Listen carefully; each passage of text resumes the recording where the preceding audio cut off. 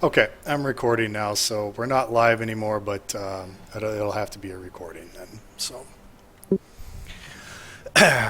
all right. And next time I'll hook up the Go XLR and the mic. I had about 20 minutes to get this set up tonight. So, yeah. So everybody starts running out of town. Yeah. What are you guys doing? I say we gear up and go a little bit behind them. What are we waiting for? Yeah, I don't think there's anything that's going to hurt us from watching along the side. We can then maybe pick our poison. All right. Well, as you guys start gearing up, the guild leader, Bacchus Redbeard, actually comes over to you guys and he confronts your group and he actually stops you and he says, "I'm afraid I can't allow for your team to accompany the 23rd. We all still remember the blunder of the Tarrasque, and we wouldn't want the same thing to happen to you all in the Bone Wastes. So, instead, I've got another assignment for you." How do you react to that? He's the guild leader, right? Yes, correct. Yeah. We just have to do what he says. All right. So he tells you, he goes, "Well, a couple of days ago, we had our rookie team, our freshman team, basically like first level adventurers that just recently joined the guild. Okay. They began an expedition to the Dungeons of Trials." And you are familiar with the Dungeons of Trials. It's an area of land on the map here, in the upper corner. That I will just do that. And what it is it's a very old, very simple, like 5-room dungeon that the Redstone Guard use as like a final exam. Every year they sort of go in, they plant traps, they bait it so that goblins or kobolds or troglodytes or whatever come in and do that. They animate a couple of skeletons, and they're accompanied by usually a veteran team that scores them. And this first level adventuring, this rookie team goes into the dungeon, clears it out, and that's their final exam. So you all went through this as level 1 adventurers, and currently the new rookie team that doesn't have a name yet, they're doing this right now, and they left a couple of days ago.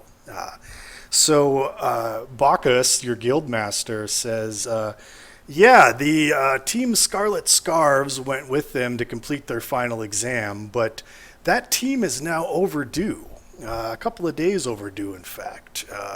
And then last night, I actually received a messenger bird from Lyrie Fadark. She's like the ranger of that group, saying that a new secret passage that was previously unknown to us in this dungeon was found by this rookie team. It was found in the fountain room, and you guys are familiar with the fountain room. And they opened it, and apparently monsters came out and attacked them, and they captured all of the rookies and drug them away, and actually killed some of the members of the Scarlet Scarves. So what I want you all to do is I want you to head out to the Dungeon of Trials, recover the survivors that you can, and bring them back. We can't have our first level adventurers fighting a bunch of high level monsters. We need you to go rescue them." Sir, given that the Lifeless Citadel is not far from the Dungeon of Trials, is there any potential that two missions overlap?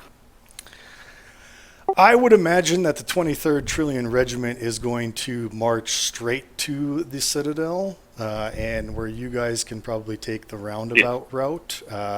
You should be able to avoid the Bone Wastes entirely if you head there via the little farming village of Garnaham, and you know it's just the farming village of Garnaham is this sort of a way stop. It's just a couple of like farmhouses, and it's not even really a town. It's basically a collection of about 5 or 6 families that are there. But it's about halfway between the Dungeon of Trials and Trillwind, And usually that's where it's a safe place to stop to rest for the night, because it takes you about a day to get to Garnham. It's about 30 miles away, and about a day to get to the Dungeons and Trials after that. So he says that if you go via Garnham, you probably won't have any issues with the Lifeless Citadel or the Bone Wastes.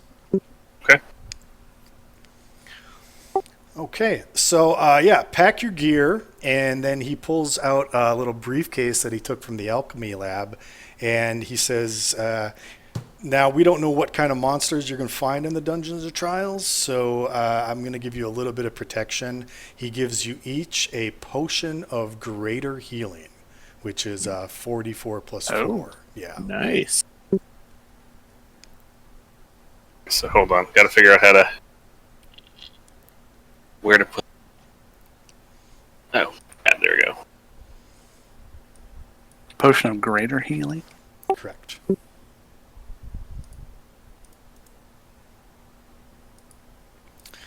And he also suggests that given the traffic jam heading out of town, out of the West Gate, with the regiment and all the other adventurers trying to get out, he suggests that you leave via the North Gate and just loop yourself around.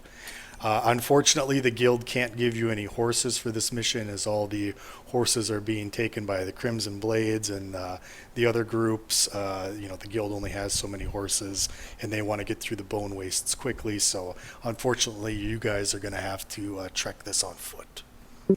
I will comment that I can make sure we get out of town quickly and very easily. Well, however you want to do it, that's fine, but the North Gate's probably clear, and the West Gate's going to be a traffic jam. So. Yep. Okay. All right. Say we head out through the North Gate then. So you should be able to click on the party token that I just popped up above there. Well, so here's a question though before we go. So, do we things like rations and other things? Does the guild supply us, or do we have to go do a quick supply run? The guild will supply you with rations for this trip. You don't have to track that for this little small trek that you're going to do. Yep. Food, rations, potion of healing, mundane items that you want to bring. The guild can probably provide that, but anything big or special, you might have to, go around town. Yep. All right, so I'm going to ask everybody to kind of get together quickly so we can beat the rush out the North Gate.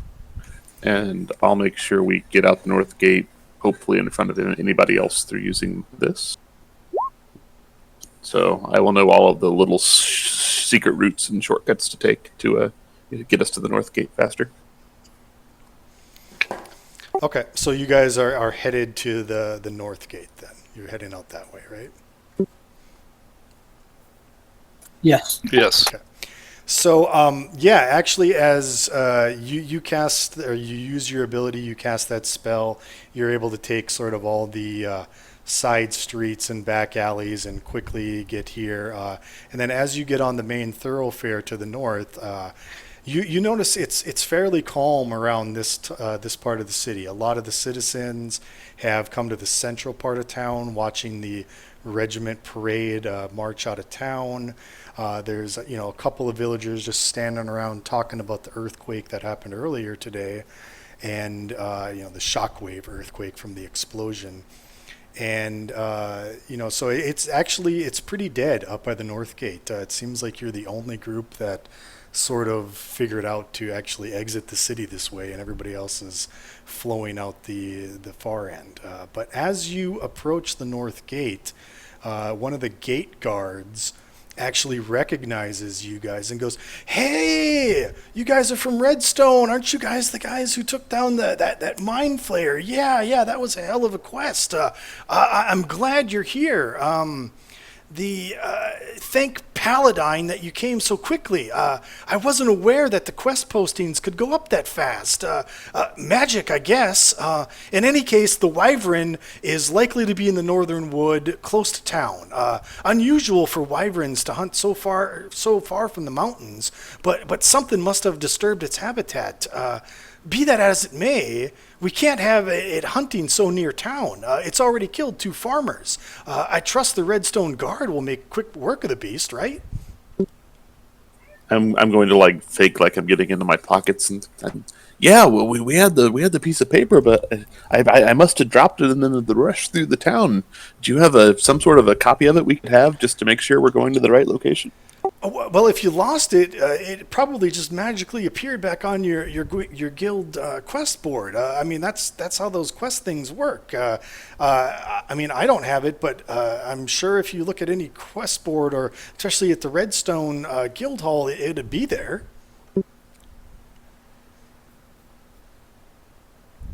It's not a piece of parchment then. Yeah. Are you guys not here for the Wyvern quests? I assumed you were.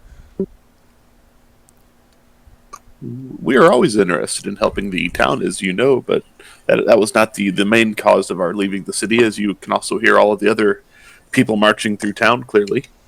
What about the northern farmers, though? I mean, it's killed 2 already. I know there was that earthquake this morning. I know there's a lot of hubble-bubble around the town, but we can't just have wyverns killing farmers.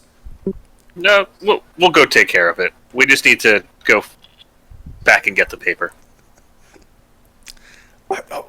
Thank you. So we need. Yeah, the Redstone Guard always completes their quests. I'm a big fan of you guys. If it's not too much to ask, can I get your autographs? Do we actually need the paper?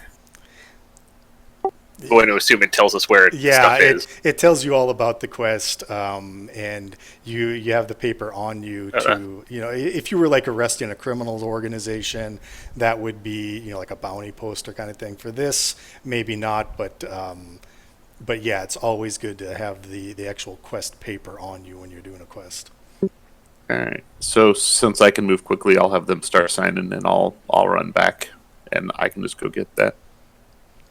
Okay. Acrobatics or athletics, just because you're running through town, so it's through the back alleys, just to make sure there's no complications. 13 plus 7, 20. 20? Yep. Okay. So you are able to run back to the guild hall. By this time, there is a big traffic jam at the west gate. There's actually some heated words amongst some of the Kraken Wakes team and the regiment, because the Kraken Wakes team feels like the regiment is purposefully impeding their progress, and an actual physical fight breaks out. Oh between no! some Kraken Wakes guys and some of the Trillion army.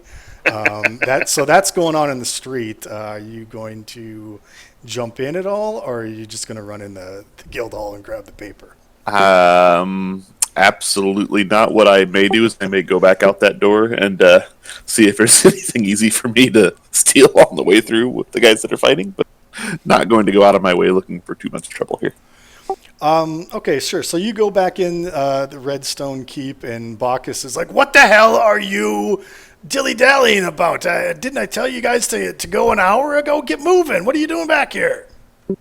We're on the way. There is a beast on the path. We were asked by the guards to take care of it. We'll take care of it. That sir. stupid wyvern crest. Did you talk to Jim?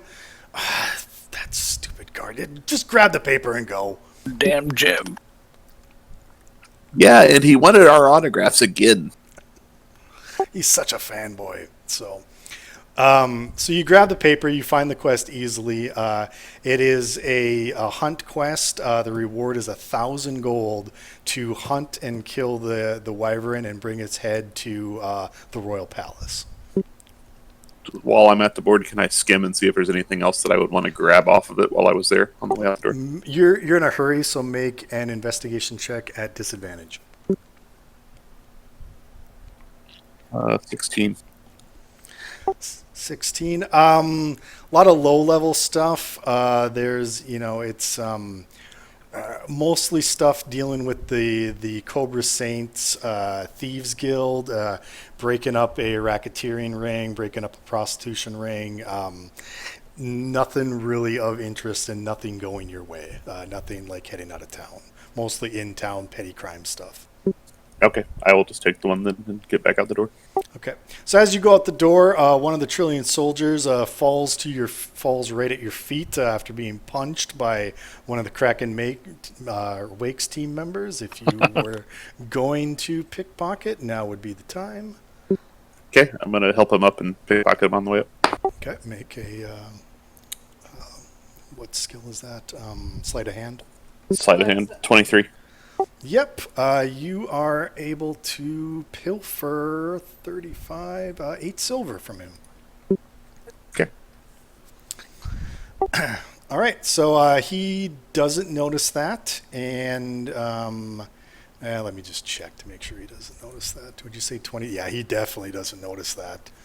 And yeah, you're able to get back to the party. And when you get back to the party, Guard Jim is just basically telling fanboy stories over and over and over at tedium to the other three. Just, oh yeah, and remember that time that you guys did this? How'd you do that? Remember this time? And so he's just kind of being annoying. You can tell. Oh, can we leave already? All right, so you rejoin the party, and you are able to head out the north gate. So I'm going to bring you over to the campaign map.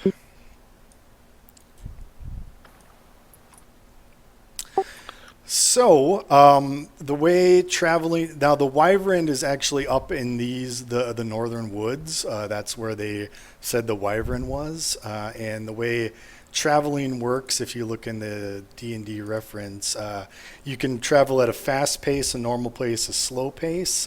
If you travel at a fast pace, you have a negative effect to your perception checks.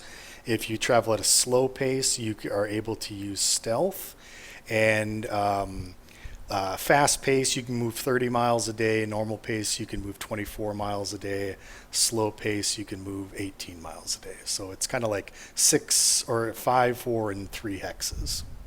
We are outside of town, right? Nobody else can hear us. Yeah, at this you point. just got out of the gates. The Trillion Guard, 3, 4, they kind of move, and all the Redstone team, the Crimson Blades, Kraken team, Ravens team, they're all moving, and you see them head off towards the Bone Wastes. I mean, do we want to go do the forest Wyvern first and then off to Dungeon of Trials, or do we want to go straight to Garnaham and then the Dungeon of Trials? Well, I will tell you, I can, with me in the party, we can move faster once we get in the woods. We could probably try to get to the woods and then maybe even get kind of part of the way to the town yet today if we wanted to take that route, particularly if we have our wizard advising us. Maybe running to the Bone Waste first isn't the best idea anyway. I'm fine with trying to So help did we- people and skipping the town. Did we not know where the Wyvern was? It was sighted just in the northern woods. The quest marker doesn't tell you like where its nest is or anything like that. It just says that it was sighted near the northern woods, and it's been picking off villagers. Yeah, and I can, once we get close enough, I can use an ability to sense where I think Yeah. Wyverns are they're a dragon type, aren't they? Or It's an animal, a beast. Yeah, make a nature check.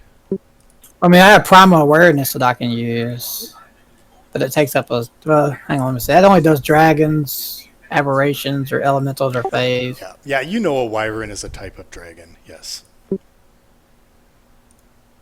So once we get close enough, I can do that and try to figure out where it is. I can sense where it is. Well, I think we can get up to the force line even with our first move, and then we could, move up against the force line to start. So That thing right there, I can do that once we get there. Okay, so yeah, I think anybody can move that token if you want to go ahead and move a hex. Let's fight over it. All right, so you get about 6 miles outside of town. I'm going to do this. No encounter on the way there.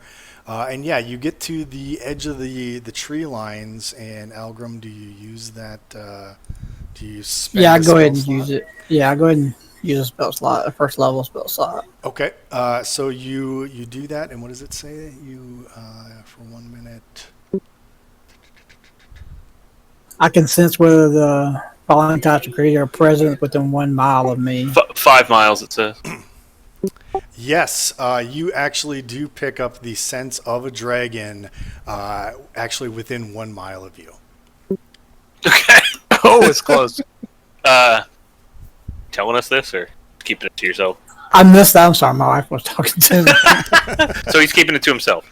Yeah, because I didn't even hear it myself. Yeah, Algrim, you sense the presence of a dragon, sort of 1 mile north into the woods. I explained to everybody which direction it is and start heading that way. Oh, well, okay. I'm gonna cast some mage armor on. Okay, sounds good. I'm gonna, I guess, volunteer to somewhat scout up ahead. How do I do that, though? You can just tell that's you don't have to worry about it. Yeah, you can click on that. You just now your AC goes up. So yeah, you successfully cast mage armor on yourself. Yeah, I'm just trying to see if it actually.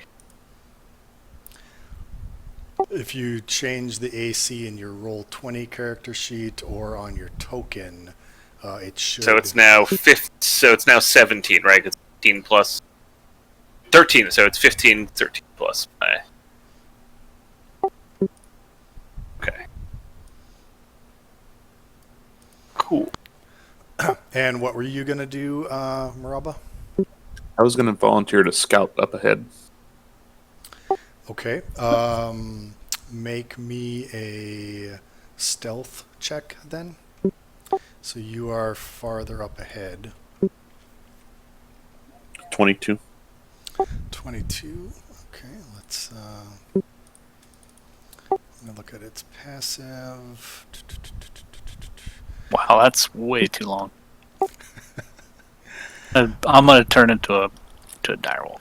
All right, so Maraba, you are a little bit ahead of everybody else. You're kind of sneaking around, and this. Well, let's actually see what the weather looks like today. Oh, it's actually raining. So it's raining out. The sun is not shining, and bursting out of the clouds, sort of before you can really say anything, you see this large shadow coming up behind the group. So the rest of you make a perception check at disadvantage, and Maraba, you'll be able to act this turn for what you want to do. So disadvantage is what now? Just roll perception, and we take the lower of the two numbers. Yeah, but I have one question too, though. Have we been traveling in the forest for an hour at least?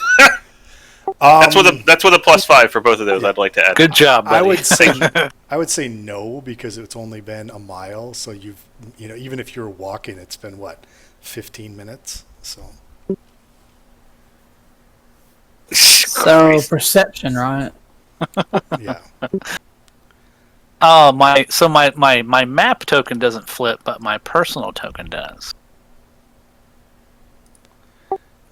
I think his point was, Caleb, is he's gonna still sense it coming up behind him, even without. Okay. Well, it's just that my element is forest, so Yeah, that was the okay. pick I picked. So you're not surprised by this at all. So you can act this round. Rathan can't act.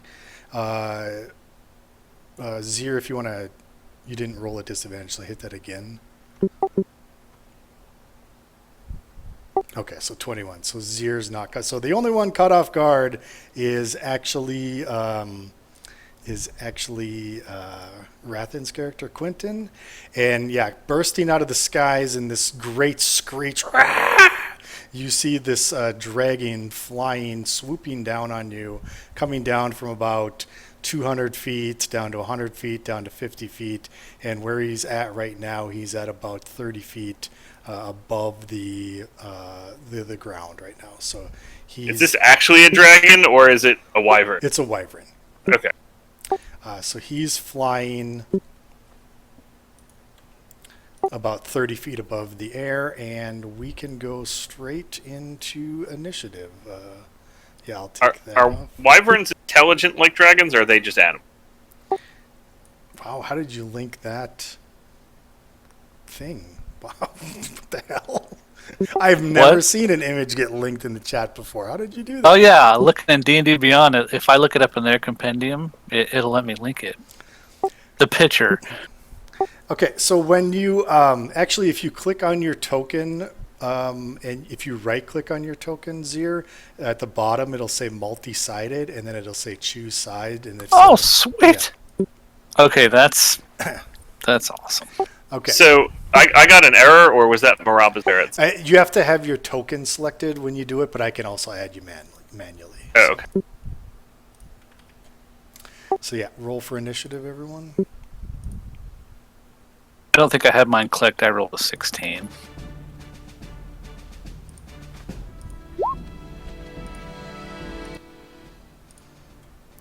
Okay, so we got, and then you're you're changing into that, so you're large.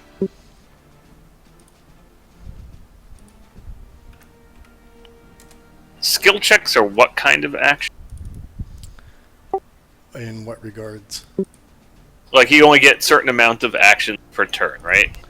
Yeah, I guess it depends what you're doing with your skill. It might be an action, it might be a bonus action. It kind of depends on the context. Like determining whether a wyvern is an intelligent creature or just an animal. That would be probably a free action.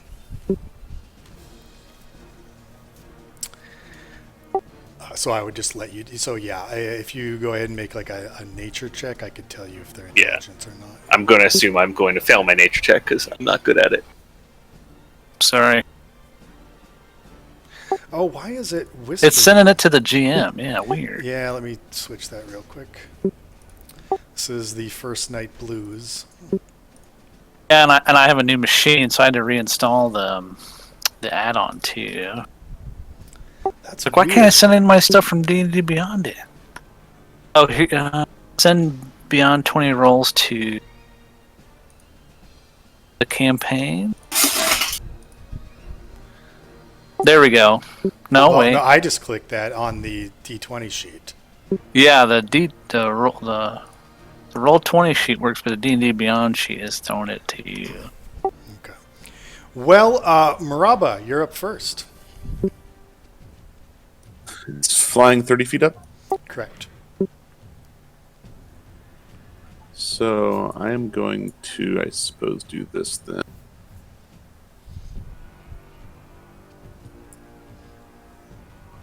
Am I currently hidden from it at the moment? You were With my stealth stealthing, roll so that I yeah, had before? you're. Yeah, I'd say so.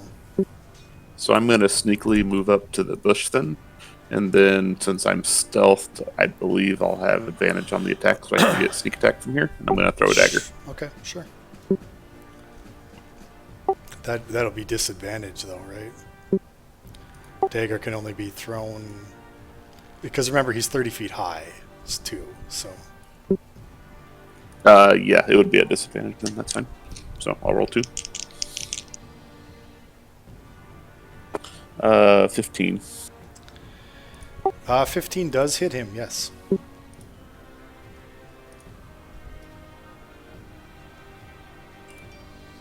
What's the damage?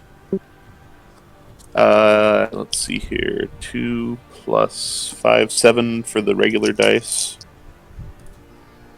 And 10, 14, 15 for sneak attack.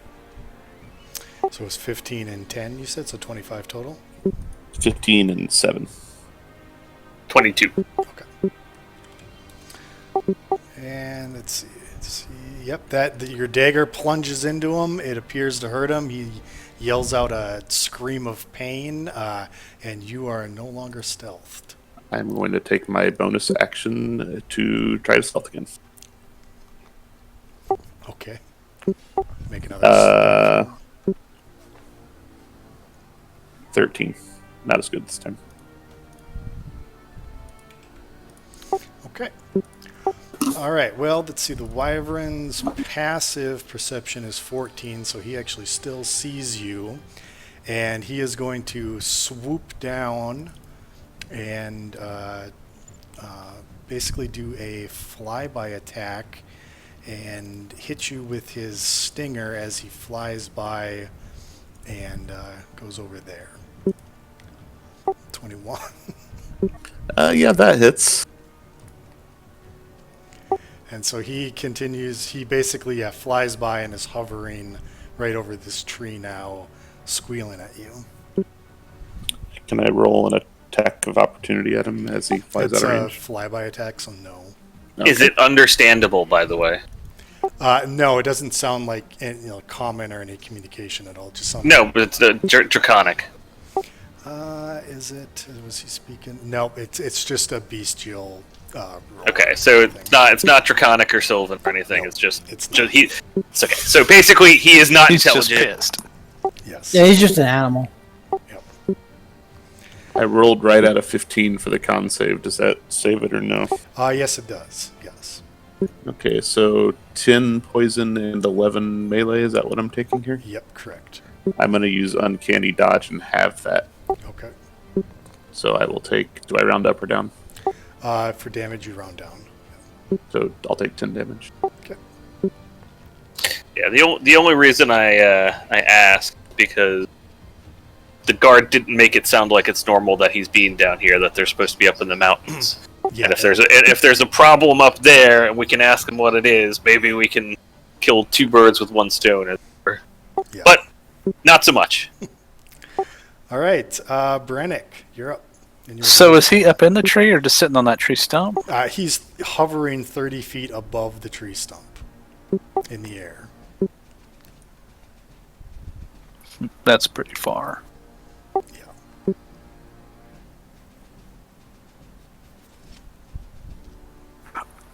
How high do you think a dire wolf can jump? Take Well, half my movement to get there, and then I have 25 feet left. you can jump your strength score in feet after a 10-foot move, unless I think the dire wolf, does it have a jumping thing? It does not. No, sorry, that's not what I'm. Yep, no worries. I want to look at the spell, but there we go. Yeah, he doesn't have any jumping or climbing or anything. If you climb up that tree stump and make an athletics check, you could probably jump high in the air and I'll let you make a swipe. So this direwolf just charges the tree. And slams into it. No, the DC was 10, so you actually do. You climb up this tree stump, you jump in the air, and you make a swipe at it in the air, as then you fall back down to the ground. So make one attack. It's the hold on, let me Yeah. set it. Yeah, It's all right. we'll use that. I can see it, so don't worry about it. Yeah, an 18 will hit. I'll use the other one after that. So you do 8 points of damage, Yeah, and it needs to make a strength saving yeah. throw. DC 13 or it's thrown prone. It made it. Oh damn! I was hoping I can pull him down to the ground.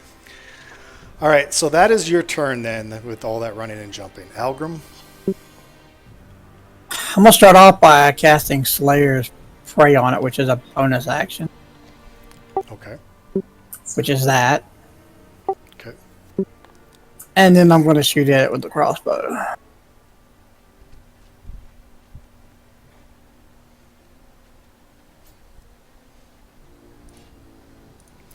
Yeah, a 17 will hit for 11 damage, And then one extra. Of course. and for 12 damage. All right.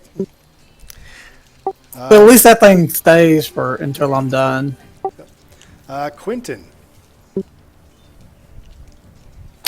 Alright, well, let's assume that this is basically the only thing we're going to do today, hopefully. I'm going to third level cast a magic missile at this thing.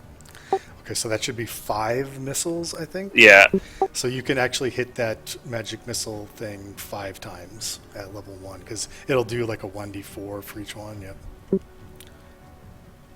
So 2, 4, That's- 4, 5, so 9, so 10, 14, 16, 18. 18 points of damage. Okay. Something to be said for guaranteed damage. 18 points of damage slam into the thing. I'm actually going to have him make a dex check, and he slowly starts to like waver towards the ground. He's only about 10 feet off the ground now. Okay. So that's one action, right? I can still move. Yes, you can still move. Yep. Okay. Is there any cover? Any of the trees, these are all like bushes around you. Yes. Yep. How far? So okay. I don't know how far Each square is 5 feet. I can move. 30 feet. Correct. Yep. I don't want to be anywhere near Maraba. 10 feet backwards into there. That seems reasonable. Okay. Yep. And you are hiding in the underbrush underneath that tree then. So. All right, Maraba, you're up. With him being 10 feet off the ground, do I need to jump off the stump to attack him, or can I get him on a drive-by? You probably can't reach 10 feet in the air, so yeah, you would have to jump off the stump. Okay.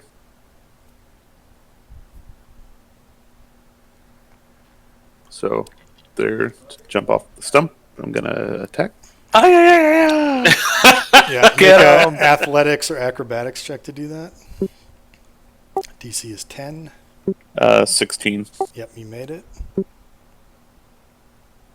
So to hit, I have a 14. That will hit. Then nobody's within 5 feet of me, and I'm within 5 feet of it, so I get to sneak attack on this again too. Wait, what? Yeah, I didn't understand that. Because I am a swashbuckler. If I'm within 5 feet of the target and nobody else is within 5 feet of me, it's another way that I get to do sneak attack. It's part of the So it's kind of swashbuckler. like the opposite of what sneak attack normally. Yeah, I was gonna say that sounds paper. Sounds So- like bullshit, but okay. Yeah. This is some Order of the Stick deep source book bullshit right there. I might have to start pulling out my freaking Mandalorians here. 23 points total. Damage, all right. Okay. Yeah, that thing is definitely bloodied and hurting right now. So Yeah, I didn't feel like wasting a buff spell on everyone. So And then, because I'm sure I've really pissed it off at this point, I'm going to do cunning action and take the dash, and I'm going to get an extra 30 feet of movement. okay, so you're not disengaging; you're just dashing. So he does get an attack of opportunity, right? No, because I hit him. what? You guys didn't read Maraba's about been doing a swashbucklers, lot of did you? reading. Yeah, I did not. No. So okay, so explain to me how you can do that. Find it. I mean, Links or it didn't I happen. believe you in your deep research. I'm just trying to learn for next time. So As long as I attack a creature, they cannot make an opportunity attack against me the rest of that turn. damn. All right. Well, apparently I've killed you way too many times with that. So. All right. Well, he's going to make an intelligence check to see if he should go after you because you really pissed him off, or if he's going to go after the nearest target. He's going after the nearest target. So he lands. Come right get it, next- buddy. Yeah, he lands right next to Brannock. So he is no longer flying, and he is going to. Let's see, he makes 2 attacks, one with its bite and one with its stinger. All right, so I'm going to bite you. 18. That and hits. I'm going to stinger you. That also hits. Shit. A DC con save. Are those feats that you took, Moralba? No, it's for the actual class of rogue that I am. Yeah. Because okay, it's not what I'm necessarily seeing, but sure. That's 12. That's 28 raw damage and another 19 damage and poison. So.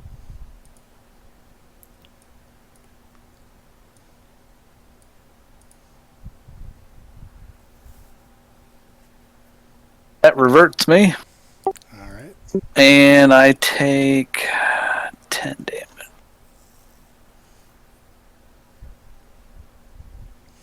And you're up. Son of a bitch. I was comfortable being free. Hey, imagine if you took all that damage normally. You're just a I know. shield. In his first death, that he would have crit failed the death roll.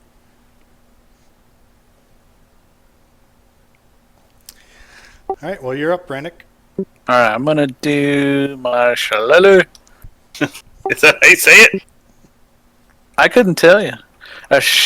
No, I'm not gonna try. I don't even know how to pronounce it. That's what I would have said, yeah. Shillelagh? Sure. Shillelagh? It's something like shillelagh.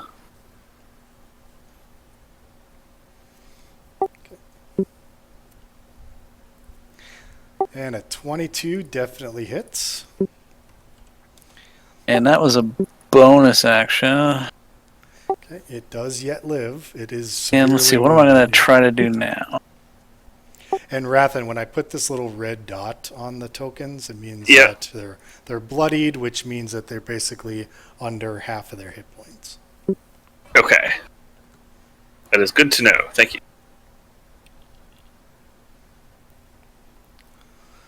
And I'm gonna cast Thorn Whip on him. Okay.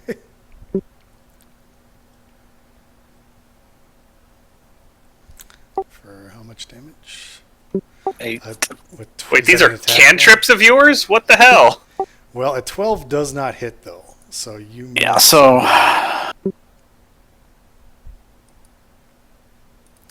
So unless you want to move out of melee and risk an opportunity attack, sounds no, like that's okay. No. Algrim, you're up. I took terrible cantrips on my Necro, so I was pretty careful on them this time. I have a quick question before I go on. Yep. Does that mean that I can attack twice? Or does that mean, because it doesn't say you use a bonus action, it just says beginning at 5th level you can attack twice instead of once whenever you Yeah. So take the attack action. So, like, if you were using your bow, you would take if you were level 1 and you use your bow, you would get 1 shot. But at level 5, if you use your bow, you can take 2 shots as your action. So last time I should have took 2 shots, right? Is that right? Yeah, probably. I mean, that's why I put a fight in right away at the beginning so we could all work the kinks out. Don't most fighter classes get that at 5? Is that is their boost? A lot of classes, yeah, get that. Fighters, paladins, rangers. He also had to see what dumb shenanigans the rogue was going to do so he can break his counter. So What dumb shenanigans were I was going to do going into the deep archives? Well, I was going to say, now I know who to cast Enlarge on when I need to buff people. So yes, in answer to your question, you can take like 2 bow shots if you want, Algrim.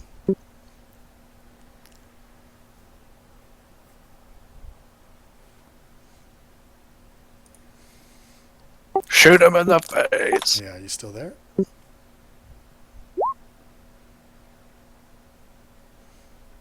Okay, yeah, you've still got that on him. Yep.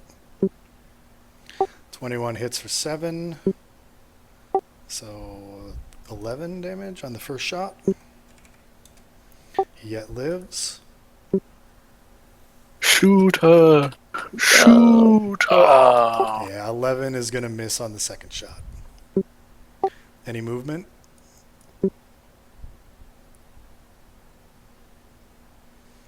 If you're talking, we can't hear you.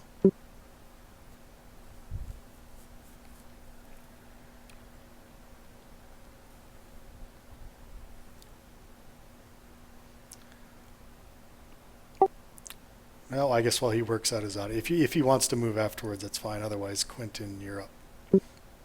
Alright, so I'm done, by the way. I'm sorry. I was hitting the wrong button. Okay.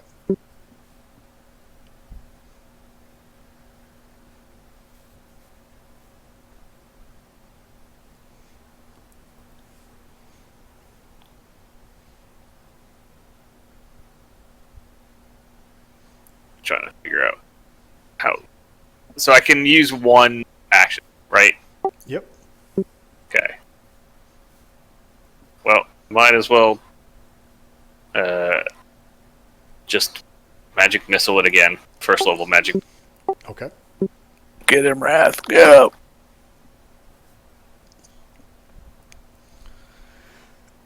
So 14 points of damage and slams into this creature, and the spark dies out of its eyes as it falls limp to the ground.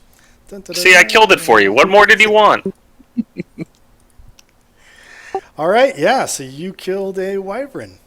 What do you want to do? See if it had a mate. You gonna check the surrounding area for that? Or- I am gonna make a Hungry for beeline. blood. I'm gonna make a beeline to its tail, and I'm gonna try to get out any of the poison from Oops. the stinger before any of it goes bad. See, this My I first did priority. anticipate, and I actually put those notes in there. All right, so for you, yeah, the poison. For you to do this, creature must be incapacitated or dead. Harvesting requires 1d6 minutes, followed by a DC 20 intelligence nature check or a poisoner's kit check. So it's a DC 20 on the poisoner's kit. Successful check, you harvest one single dose. A failed check, you're unable to extract the poison, and if you fail by 5, so if you roll under a 15, you are subjected to the creature's poison. Okay, so I am proficient with the poisoner's kit. What modifier do I add to that roll? It looks like intelligence. I just roll 1d20 and add my intelligence modifier. Plus your proficiency. Yeah, plus I would your assume. proficiency in the poisoner's kit. Yep. Proficiency at this level is 2, right? Yeah. 3. 3. So hold on. Let's see. If I just click. Oh, no, that doesn't do a thing. So never mind. I clicked on my tools and it didn't do anything. Could I requisition the help of my druid friend who may know about natural things to assist on the removal of the poison? There you go. So you're asking Brannick to help you with that? He went to get a drink. Okay. Yeah, I'll give you advantage on it then. Yes. So if you click on your kit, it'll ask you to input your attribute and then you enter, and that's what it does for me. I'm rolling the dice manual here, so I'll just roll 2 d20s and I'll tell you, then we'll add. So, I rolled a 17 and a 1. So, my int modifier is +2, so then +3 for the proficiency. Yeah, My you 17 made would it. be a 20. Yep. Thank God it wasn't. All right. Thank God you weren't at disadvantage. So you have 1 vial of wyvern poison, 1 dose of it. And we need to remove its head so we can return it. Because it said we had to bring the head back, didn't it? Yes, you did. So, all right. So yeah, you. Does any of you have like a big sword or anything, or are you gonna have to do this with a knife? I got a scimitar. Works.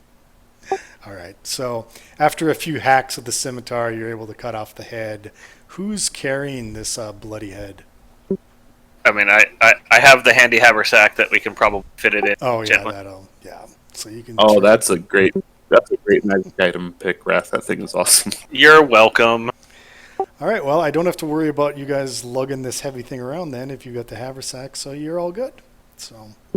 I won't be able to fit terribly much else in it, but I will tell you, I do have the perfect spell if we find unconscious or dead bodies that we need to recover from the tomb to bring back home. Also, Caleb, that poison is awesome. I have never read that one. That's Yeah, it's pretty good. Yeah. Tensor's floating disc, by the way, is what I have. Yes. Very underrated. All right. Well, you traveled 6 miles so far today, and you're back at the hex sheet, and it is still raining. How far is it to Garnaham? 30 miles. Yeah. And Can you we exceed the 30-mile limit by? Well, it's depending on what pace you're walking at. If you're traveling at a fast pace, you can go 30 miles in a day. If you're traveling at a normal pace, that would be an extra. Let's see. It says forced march. You travel for 8 hours in a day. You can push beyond that limit. For each additional hour traveled beyond 8 hours, you would affect your Constitution saving throw. So if you needed to push an extra 6 miles that day, your DC on your con save would be 17 to not get exhaustion. We should just camp out on one of these 2 squares outside of town, then just try to get most of the way there, A little short rest in.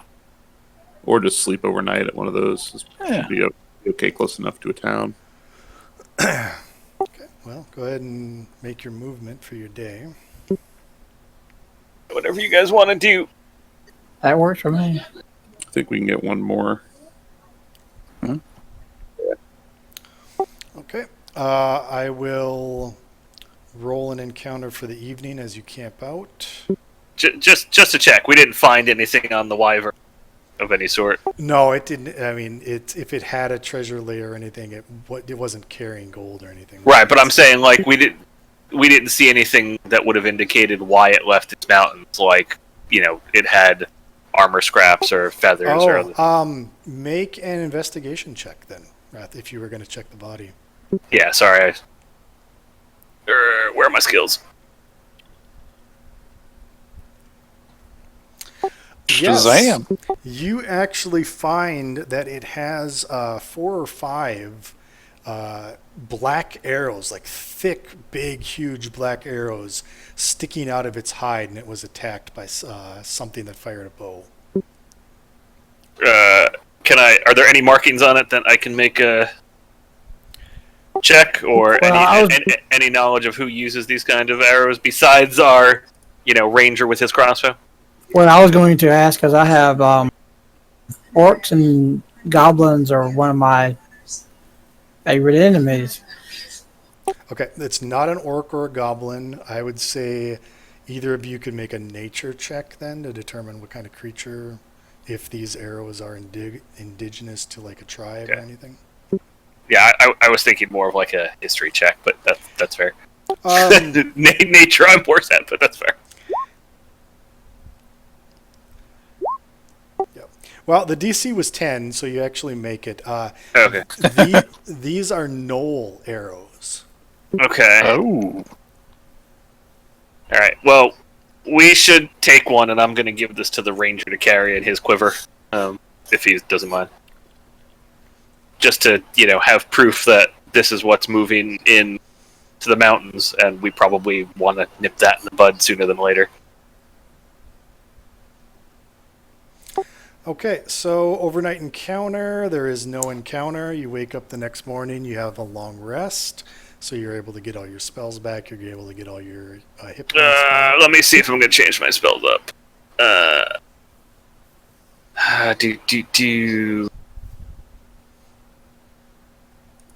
So I can do 10 spells of any, however many spells I can do. It does not all have to be 4, 3, and 2. It's that those are the only numbers I can cast, right? Yeah, I mean, like if you wanted, you could memorize 10 level 1 spells if you wanted. Yeah. All right. So I'm gonna get rid of Alter Self for now, and I'm gonna get Comprehend Languages in case we run into people in the dungeon. I'm changing the spell to, since Chris can speak to animals, I'm changing my animal speech to snare. If that's okay. Also, does anyone have any ripped clothing or, damaged weapons that I can take a look at before we go to sleep? Or before we get going in the morning? One has some mending. That's what I do. That's literally what I do. All right, well, morning comes. You can start to travel if you want. Yeah, so I'm going to point out, I guess, before we get moving in the morning that, mayhaps we skip the town and maybe we use, maybe we take a more circuitous route and check out the side of the bone wastes on the way to the dungeon. That's fine. The only interest we'd have in the town is if our people are missing, maybe they've heard something if people actually made it out of the dungeon. That's true. However, I don't mind where we are. Just remember where we are. Going. Well, So just because it's going to take us 2 days to get there no matter how we shake it up. So yeah. I'm gonna say if we want to just pop into town, see if there's any information, and then skirt the edge of the bone waste. I think we can cover both if it's going to take us 2 days anyway. Let's do that. So you're moving into town. Yes. Okay, you move into town. I'm going to move you to a new map. By the way, if the town is named Garnaham, I expect delicious pork products. And I didn't expect you to get here in the daytime, so just going to switch this up. Best laid plans. Okay. Oh, and don't forget to hit. Can they, Maraba and Chris, don't forget to heal yourselves because we had a long rest. Yep, you had a long rest. All right, so you arrive in Garnaham to a strange sight. A cleric of the old gods and 2 sisters of the faith are gathered in the streets surrounded by most of the community's villagers. The cleric has roused the villagers with his exuberant speech about the old gods returning to Carpathia and punishing Nethrix for his evil ways. He asks the villagers to witness the rebirth of the gods, and he points out the newly grown grass at the edge of the bone wastes. So, this sort of rousing speech goes on, and he's kind of, getting the villagers all fired up. Is there anything you would like to do during his speech? What? Just out of curiosity, because I was unclear. The new gods are the Dragonlance gods. The old gods are not. Correct. Yeah, the new gods are the Dragonlance gods. The old gods are Okay. my old characters from an older campaign. So. Okay. Can I make a religion check? To what specifically he's talking about? Yes, actually, you can. So, the old god at the end of the Second Age, the old gods disappeared after the War of the Tarrasque, and their presence has not been felt throughout the Third Age. But and really, the only magical powers that old god priests get is basically through their continued faith and the community's continued faith. It's kind of a misplaced devotion almost, and it doesn't truly come from the old gods. And so, but what he is spouting off is now that Nethril, who was an enemy of the old gods and an enemy of the allies of the Second Age, now that he has been destroyed, actual proof that he's been destroyed in that new grass is beginning to sprout up in the bone wastes. And so to him, he's saying, this is proof that the gods are back, the old gods are back. Abandon your belief in the Dragonlance god and Paladine. You must start worshiping the old gods, or it'll bring, death and chaos to you. Well, I definitely think you were correct to skirt the edges of the bone waste at this point after this. Yeah. I'm going to kind of just walk around. Do I see anyone in any of these other homes that I could... No, like I said, this is really just a little Whatever. community. There's only about, the 5 homes that you see here. And then all around it is basically like woodlands and farmlands. And no, all 5 families, all the villagers, except for maybe a couple of kids who are out playing, but all the adults are here listening to Father Winford. Okay. Are all of the kids playing together? No, I mean, they have their cliques just like anybody else. I'm just worried we just pass on through town and not have to get involved in this argument. Well, the whole reason for coming through here was to find out if they had any information about our people. We can... I think it's worthwhile to ask, and we'll see what comes out of it. Perhaps I think we can Father wait for Terrible. the father to go. I'm going to go start seeing if I can't entertain some of the children with magic tricks. Okay, sounds good. So you kind of walk off over here. I won't bother putting icons, but you meet 2 or 3 children. They're playing rope or whatever. Father finishes his speech, and he and the sisters go back in their house, and then the various adults start, moving back to their houses as well. And so, yeah, if you wanted to, do you want to ask the children anything? Yeah, I was going to sort of see if the children had, seen any people passing through town in either direction. Any strangers that their parents said not to talk to. Okay, I would say either make a charisma check or a persuasion check. Either way, same thing. Well, with persuasion, you would get your proficiency modifier. I'm not proficient in persuasion, Okay, and I no, don't have a bonus. So So it's a straight check, yep. Charisma 7. Let me do a GM roll. I don't know what the two rolls are. That's advantage. Oh, I got it. So if you had advantage on the roll, we would take the 13. Because you don't, we take the 7. And I did a DM roll to myself, which was a 9. So these kids sort of stick their tongue out at you, call you a funny name, and continue to keep playing. They give you no credible information at all. So, Well, that's why I was using my magic tricks. Oh, you didn't tell me that. Okay. Yeah. Remember, I said I'm going to go entertain the kids with magic. Okay, That- so then I would have given you advantage. So Oh, your roll- sorry. Yeah, your roll was. Okay. Sorry. Do I need to roll a sleight of hand check? Sure. Just don't roll a 1. Oh, you freaking nailed it. All right, so the little kids tell you that, some dangerous-looking men in wearing the same red pendants that you guys are wearing came through town about 5 days ago, and they had some like teenagers with them, but none of them have come back since. They came through town. They stopped for the night. They had a meal with my father. I didn't really hear what they were talking about, but the teenage kids were fun. They played games with me, but the older guys, they were kind of mean. And sorry. And who's your father? My father's name is. It doesn't matter. Which Oxley. house? Okay. This one that you're at. Yeah, it's this. Okay. I have an NPC generator. It's Oxlan, AAXLAN.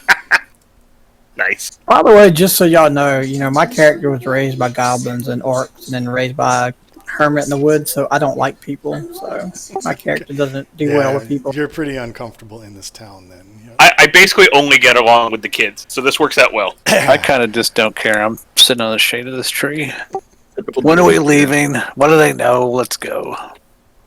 I hate the towns.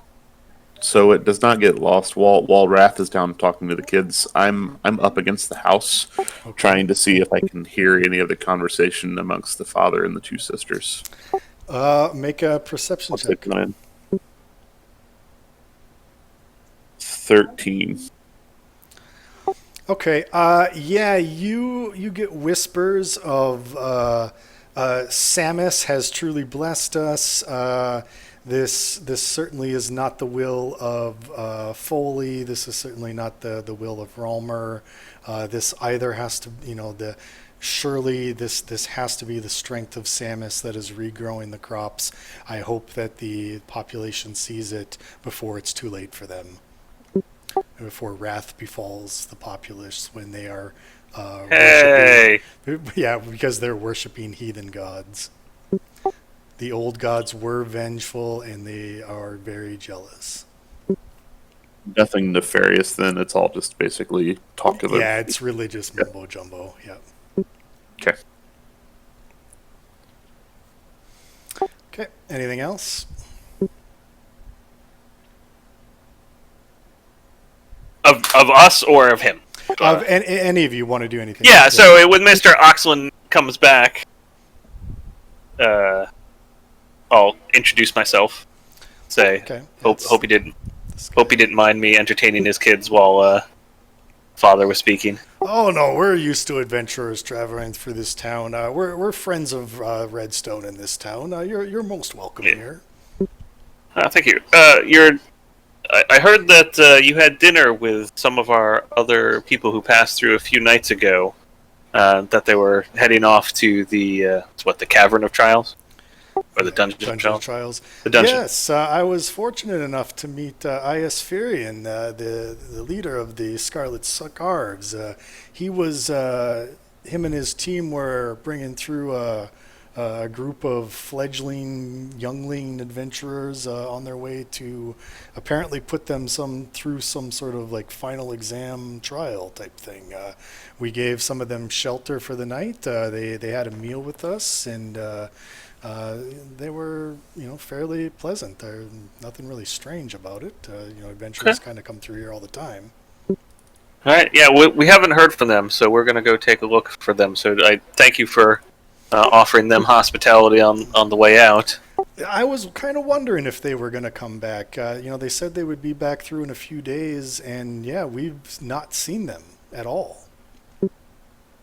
So just one thing of note, we did encounter a wyvern down from the mountains already, and it looks like some gnolls are moving into that area. So just in case you hear some strange things coming down from the mountain, be a little careful. Now that you mention it, there was some rumbling some days ago. Some of the other villagers from a couple of miles away were talking about a great two-headed giant that was stomping through their fields. Those types of creatures usually are up in the Iron Mountains. I don't know. I didn't believe him at the time, but now that you mention it, maybe it is true. I think he called it an Etten was traveling in the area. We haven't seen. I've never seen one in my lifetime, but that's that's what was told to me. So yeah, I assume that's correct. I'll ask one of my companions. They would know better than I. But do you know which outlying farmers it was? Maybe we'll swing by and take a look. Oh, it was Fenton's farm. He's about.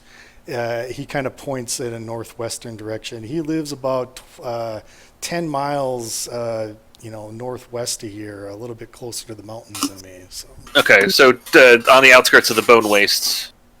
Yeah, around about that area. Yeah. Okay. His fields touch the Bone Waste. He's right on the edge. Yep. Okay, perfect. I think we were gonna swing by there and take a look at, if the earthquake had any effect on the outlying areas anyway. So, thank you for the information. All right. Yep. I will go. Go I would ahead. say I'll just go back to the party and relay what I found and confirm that it is an Etten with Algrim, I'm assuming, or Brannak. Yeah, if either of you two want to make a nature check, DC 10 on his description. I'm assuming it's an Etten. Yes. Well, my nature's only a +1, so What the hell kind of ranger are you? I am not a very intelligent I've got ranger. +5 nature. Yeah. Okay, you're gonna roll a 6. It's what I do. One incoming. Nope. Boom. Boom. Yeah, My bad dice died with the necro. Based on the description you were given, you're pretty sure that sounds exactly like an Etten. Yep.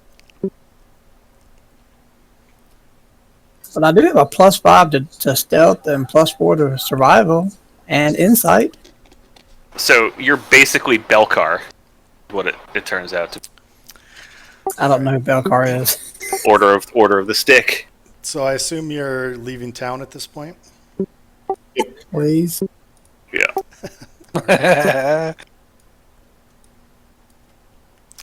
All right. Yeah, you moved 1 square today. You moved 6 miles. So, We think he's over here. Is that farm? Yeah, about there. Yeah. I'll say we'll swing by the outskirts of the Bone Waste and check out this grass as well. So we'd go here first, Yeah. and yeah.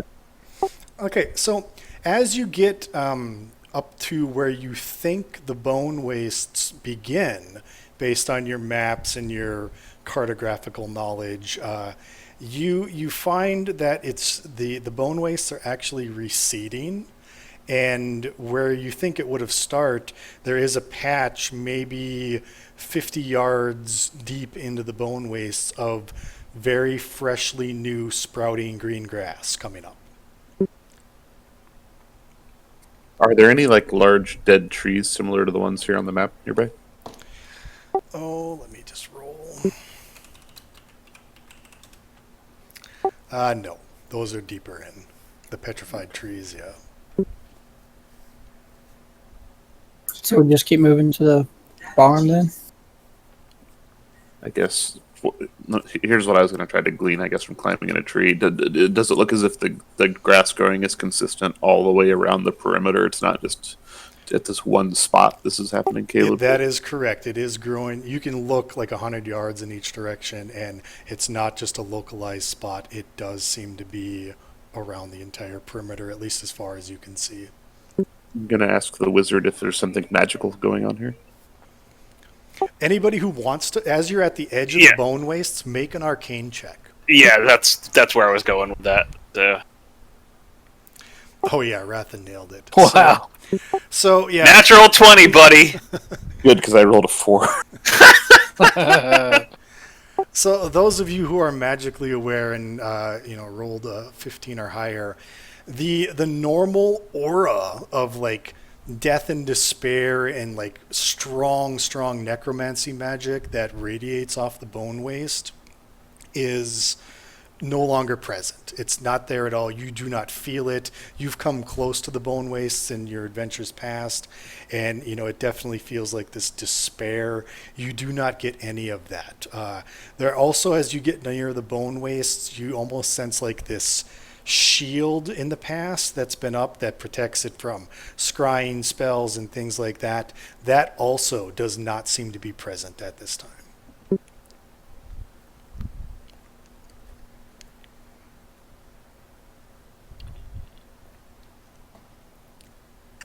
I think we would make our way to the farm next up a square. Yep, I agree with that. Can we determine Concur. if there's any? Well, I mean, with the Arcana check, is there any additional magic going on, or is it just the necrotic aura of the bone waste receding? You really don't sense any like new nature magic. This wasn't a spell that was cast, so to like grow things or anything like that. You don't sense anything. You just kind of sense nothing's there. The necromancy aura is gone. The hidden location, scrying protection is gone, but no like druidic magic or ranger magic or cleric magic. No new magic is in the area. It's just kind of a dead spot where it seems like the grass is naturally just growing again. Okay. Interesting.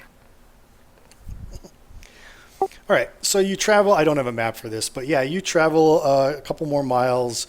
You actually get to Fenton's farm. You're able to locate him, and he greets you. He recognizes you as Redstone guild members, and is very friendly. What questions do you have?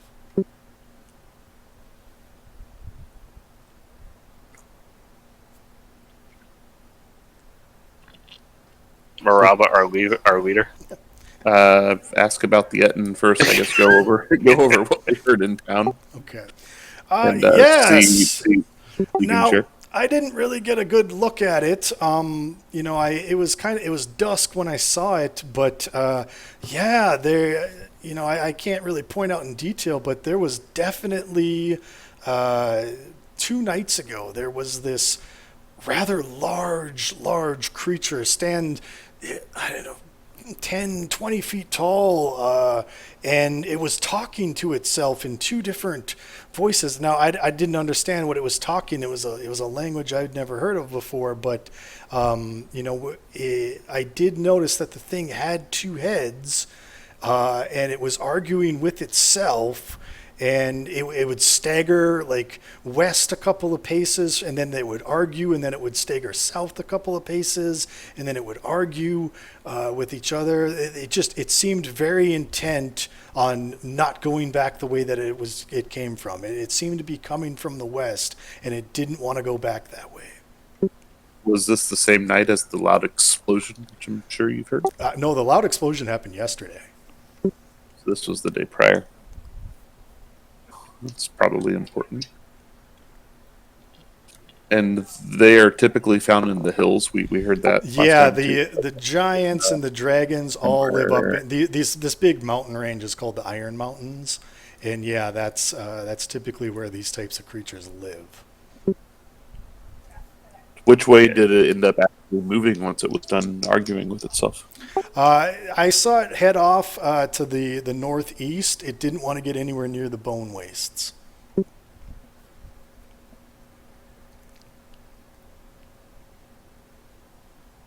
I say we head to the dungeon and track it down later. We have time. Oh, it might eat people in the meantime. Yeah, but also our people are in danger too. Yeah, but they were captured. We're gonna need to. It's gonna take us 2 days to get to the dungeon anyway. I guess the one last thing I want to ask him is he farms the land this close to the bone waste, so he knows it well. Obviously, Yep. has there been anything else a miss or odd, even something that you may have not thought of as being too out of the ordinary in the last week? He kind of thinks. Let me make a roll here.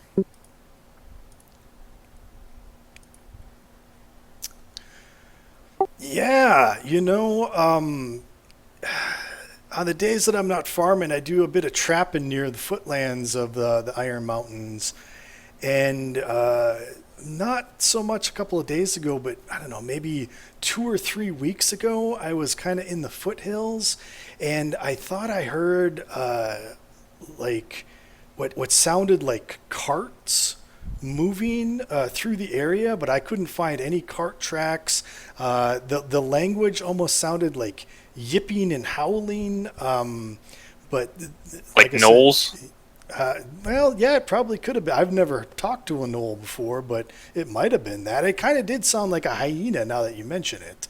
But yeah, it did. It was kind of this hyena sort of yipping sounds, and there was definitely, I definitely heard the sound of like a wagon or a cart. But like I said, I kind of looked around the area and I found no wagon tracks. I didn't find anything. So I don't know if I was hearing things or not. Maybe you guys know more what about that is. So Do we have I guess a rough map of the area that we're traveling with? I would assume you mean like closer a to the map, right? dungeon? Just like a general map of the area, somewhat similar to the world map that we're looking at now. Would we have a copy of this? Yeah, yeah. Could we ask him to mark kind of where he heard that traffic going on our map? Sure. Yeah, it was right about where that X is.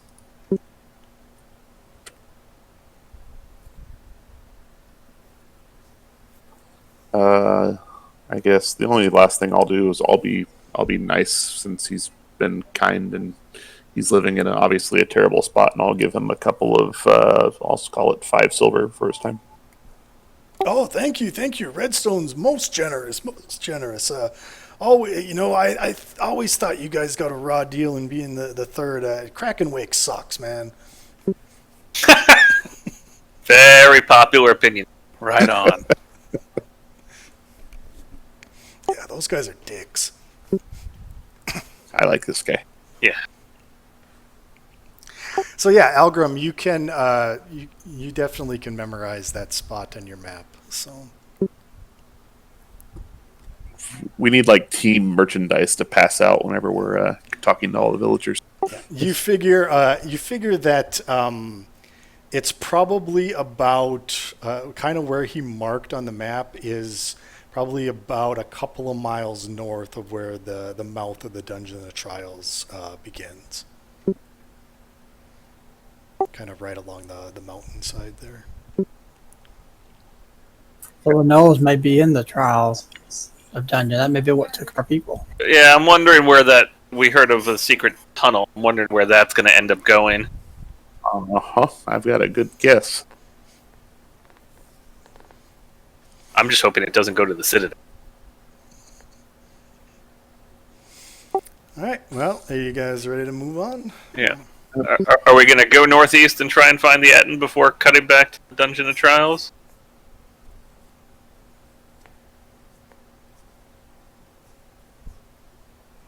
Well, you're free to move your token wherever you want.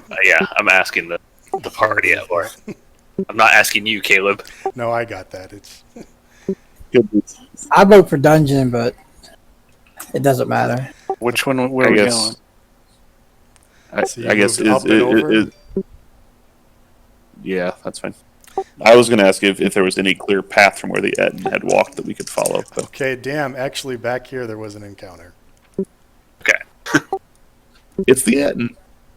Yeah, let me get that map up here.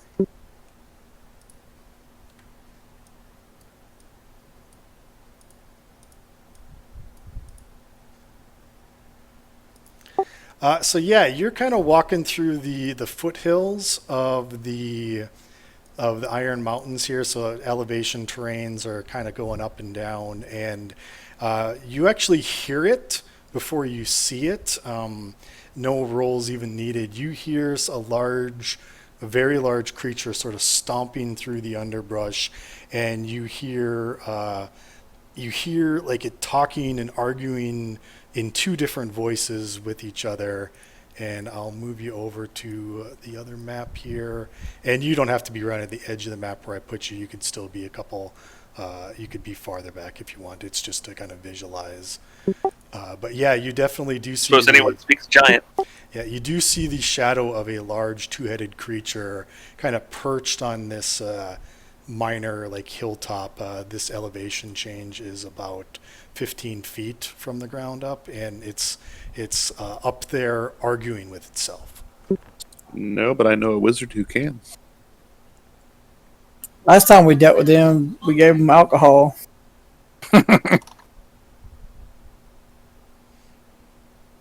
Does anyone I'm- speak giant?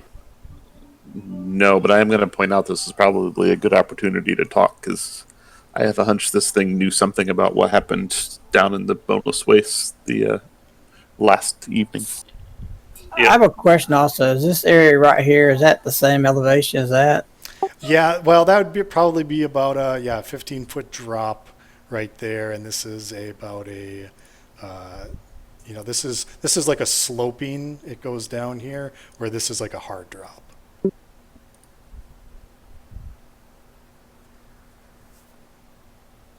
And it has not noticed you yet. It's kind of up here, and it's just staggering around. You hear the one voice, talking, and it starts to move to like come down the hill, and then the other one argues and moves. It almost looks like it's drunk or like it's fighting with itself, just sort of staggering around. One wants to go the one direction, the other one wants to go the other direction. It's late in the day, so probably worthwhile to burn a spell here to talk to him.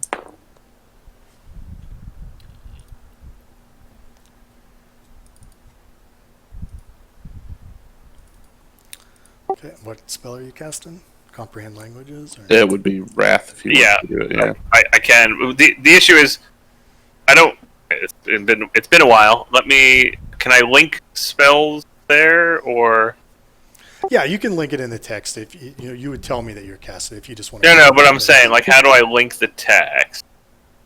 Just click the spell name in your Roll20 sheet. Okay, so I don't know that it allows him to understand us. Yeah, you understand the literal meaning of any spoken languages.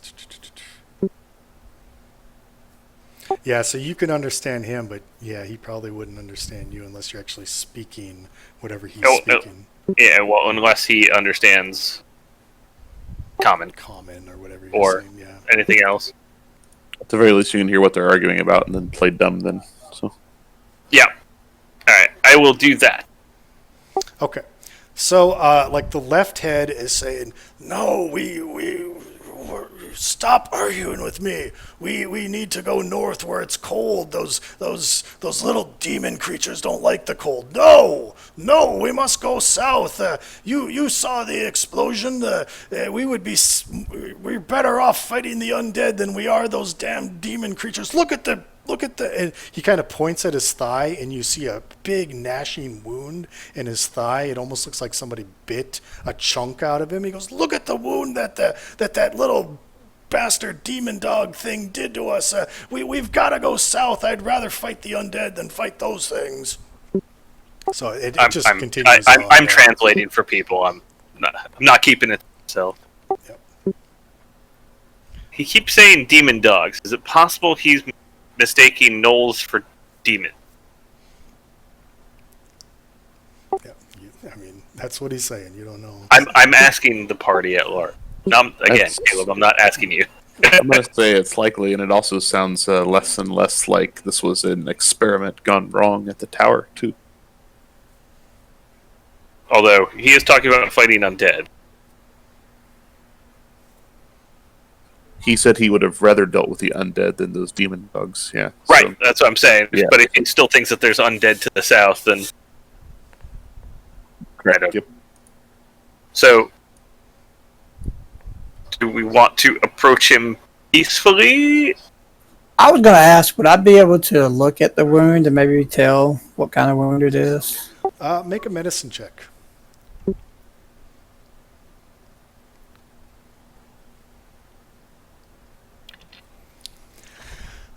Yeah, I mean, you're kind of far back, but, it's a large creature. It looks like a many serrated teeth, like hundreds of serrated teeth, bit into its thigh and tore a chunk out. It doesn't look like a normal wolf bite or a bear bite. Those creatures don't have that many teeth. They don't have the jagged angles of that many things ripping into the flesh. This literally looks like some sort of creature with hundreds of teeth that tore probably a good size chunk, maybe the size of, it's a giant, so I don't know, like if a basketball was double in size, that's about like a beach ball size bite out of this guy's thigh. Okay, because that doesn't sound like a gnoll bite. No. I'm going to advise we try to go up and maybe offer assistance, maybe offer to help dress the wound with some of our supplies and see if we can't find some way to converse. Yeah, maybe having Maraba still stealth. Well, I mean, I could cast Pass Without Trace, and I could choose all of us but one person. I can try to go stealth, and you can all go up, and then I'll be waiting in the weeds if anything. Yeah, goes poorly. that's sort of what I was thinking. Yeah. Let me see what I roll. Very, very stealthy. 18 plus 11. I'm 29. Yeah, okay, you're pretty sure you're being, sneaky as fuck, so. So Yeah. then I would say everybody else kind of make yourselves known and see if you can't get the okay to approach. Yeah. We'll sort of slowly go in.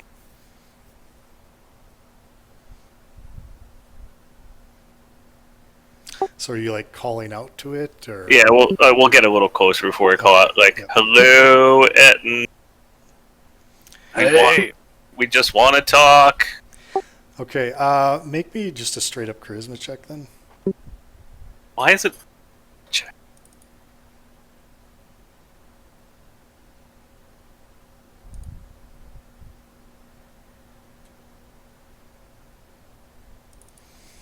Okay, so it looks over at you guys, kind of a quizzical look, and comes up to the ledge of this cliff. It's holding on to one hand has a battle axe, the other one has a morning star. It hasn't raised its weapons. It's sort of looking over at you quizzically, and says, it says well, you understand what it says. It's talking. It says, you're not human soldiers. What do you want? Can you understand me? I can understand you. What language are you speaking? I'm speaking common to start. He just gives you a funny look. I will switch to Sylvan. Nope, doesn't understand it. Funny look. Dwarvish. Nope. Elvish? Nope. Druidic? Nope. How about I try orc or goblin? He does respond to orc. Okay. So you have to tell him that I can understand him, and he can understand you. Just to warn you, my charisma is like I have a +0 in charisma. That's okay. Me too. We're good. All right, I'll let that know that the wizard can understand him. He speaks in orc. Odd to see elfmen speak orc, but you say your human friend understand me? Yes, and I'm a half elf. And then the other one says, "No, it's a trick! It's a trick! Don't believe him! Shut up! Shut up! Shut up, yo!" And they argue for a little bit, and then finally the one on the right side in the red face paint sort of, he kind of got bullied, and he shuts up, and the one in the blue face paint says, "Speak your mind, elf." Ask him if we can heal his leg in exchange for information about the creatures that attacked him, and for him not to eat any of the people down here. I relay all that to the Etin. Okay, if you have persuasion, make it.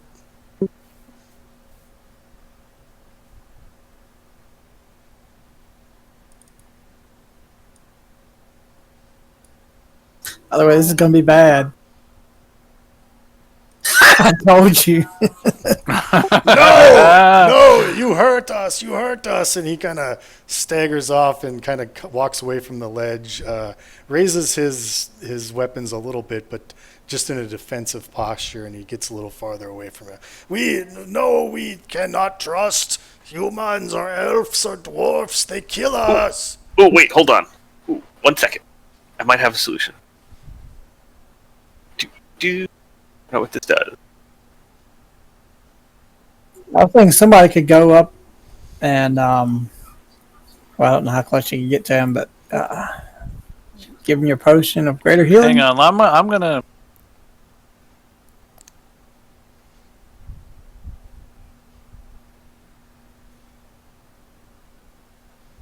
Oh, dang it! Hold on, it's.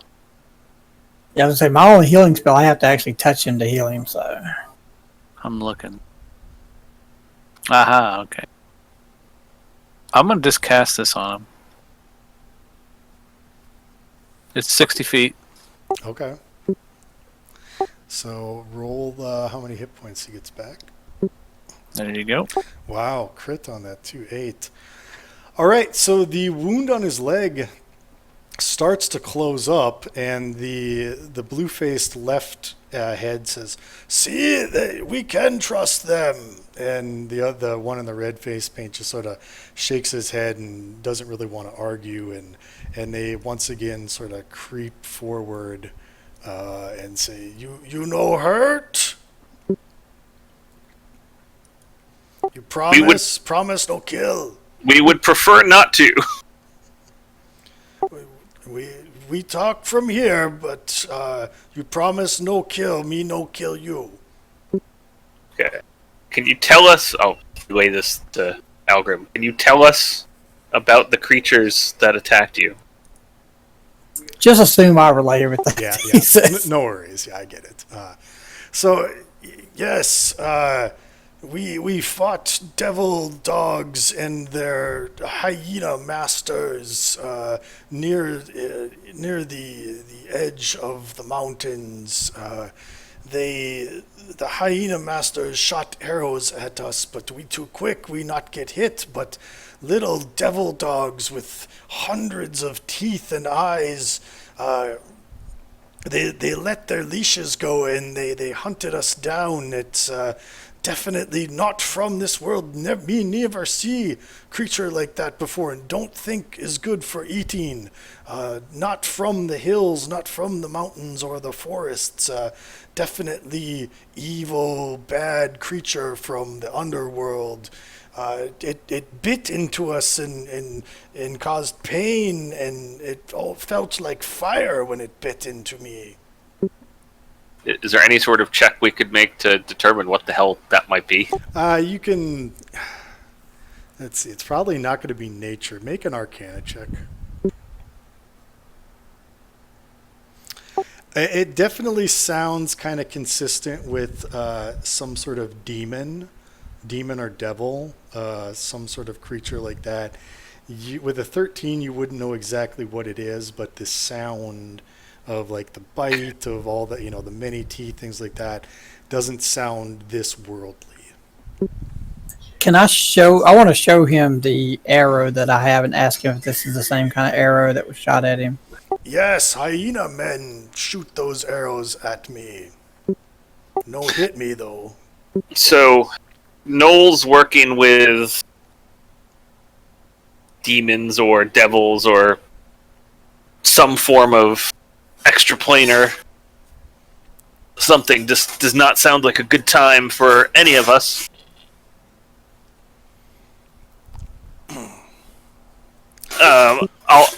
Can you ask him if there is a path up into the Iron Mountain near here? Is that where the X on the map was? Next to the dungeon. Can we ask him if they went into the dungeon? You mean the Cobalt dungeon? That place? Yes, they were coming out of that dungeon, and they were coming out of another exit about a mile or two up. But my head get very confused when I in that area. I get turned around. Tried to walk in that area many times and ended up just walking out of the area. Only by chance did I actually once see the entrance, and there was big metal lines on the ground and little horse carts on the metal lines on the ground, and they were pushing things in and taking things out of the cave before I get confused again and walk away and could not find my way back. That sounds like mine carts. Can I make a Arcana check on what kind of... That sounds like a spell. Yeah, go ahead. Probably some sort of like illusion spell or like a pass without trace thing to get him confused. Maybe even a confusion spell in the area. Yep. That sounds good. Yeah, I wanted to ask him if he saw anybody with the red necklaces like we have on. Yes, hyena men. They were camping outside of the Cobalt dungeon, and hyena men killed them. That's not... Did they kill all of them, or did they capture any? I saw two. One pinned against a tree with great black arrows. The other one torn apart by the demon dog things. Okay, so Boromir and whoever else got it. Sorry, spoiler alert.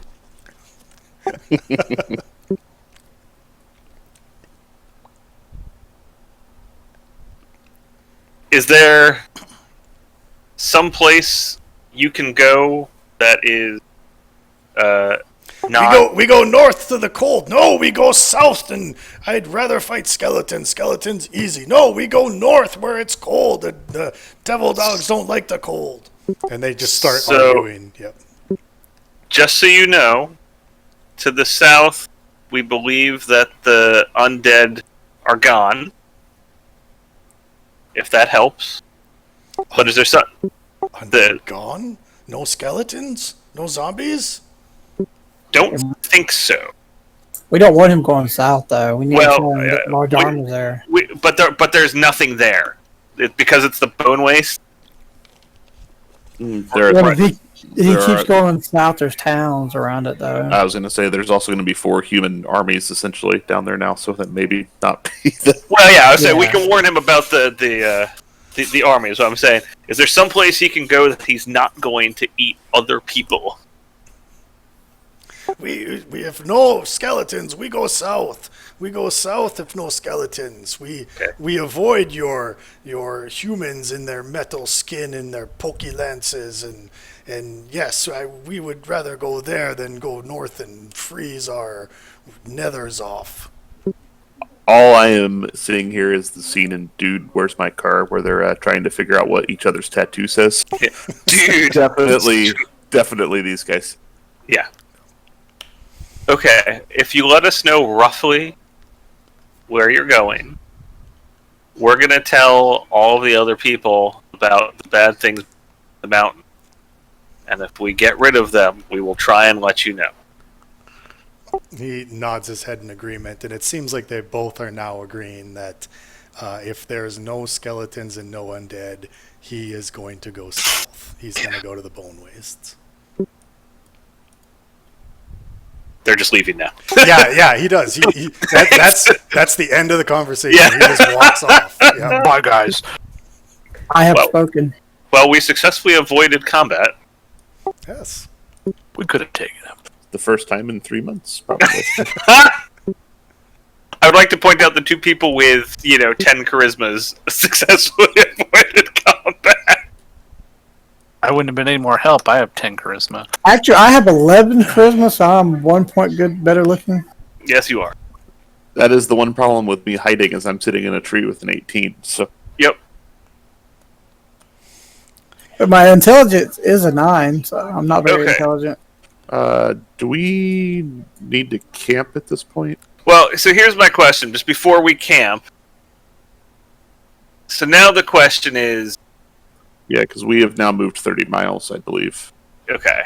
Well, the question is going to be, which way are we going to want to go, right? Because if the answer is, our people were killed or captured, what are the chances they're actually still in the dungeon versus being taken back up into the mountain?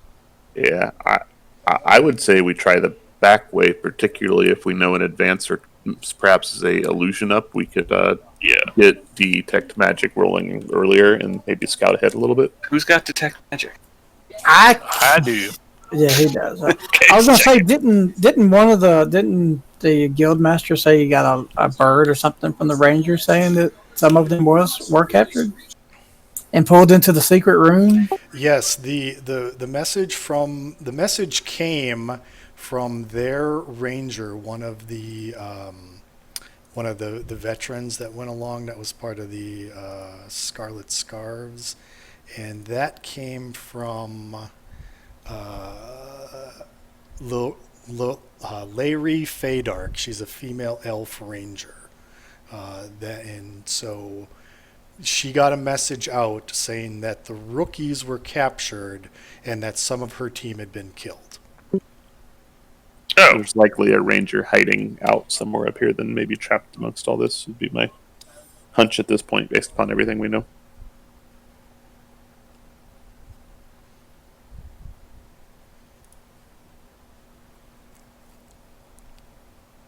We should probably hole up here for the night, though, and then okay. investigate it in the morning, because it should just be Yep. a square or two away. So Okay, so you're going to camp for the night. I'll roll an encounter. Yeah, and I had a quick question. Yep. So that primal awareness I have, it says aberrations, celestials, which I know celestials are like angels, all that kind of stuff. Elementals, fae, and fiends. The fiends, is that considered demons, devils, that stuff, or? Yep. Sure, yeah, if you want to take a 5-minute break, that'll let me set up the encounter that you're about to have. What? Blah, blah, blah. Is this before arrest or after arrest? This would be during the rest at night. So I rolled an encounter So as you camped. Does Zero already have detect magic ready, or? He might have gone to an AFK. Okay, I didn't ready it because I thought he did. So, I mean, I can use it too. The bad thing is the path I picked. It automatically picks like I think 2 spells, and that counts for the ones that you already know. So instead of getting to know 4 spells, I only really get to know 2. Yeah. Because it makes me automatically take Zone of Truth, Protection from Good and Evil, and yeah, that was the two.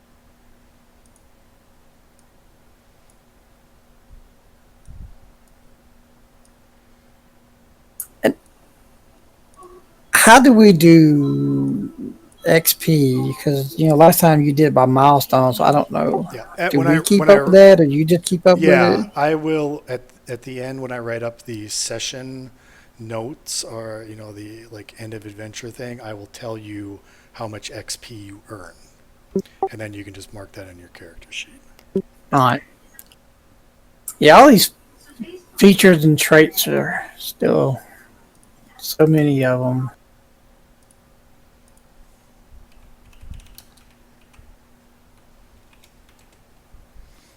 Like animal handling. I'll be right back.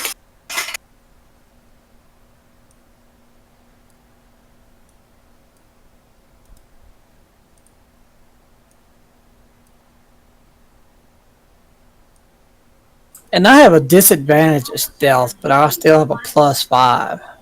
So does it? When I click it, does it automatically do that? Do you know? I don't know. Click it and find out.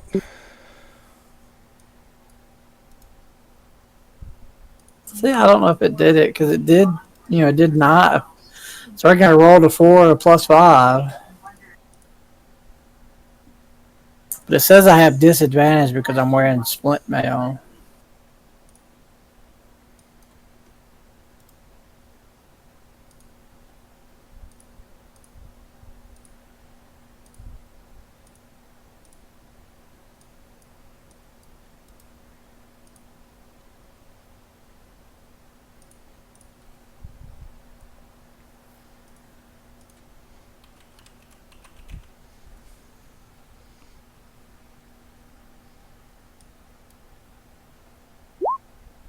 I have no clue if that's ever going to be useful.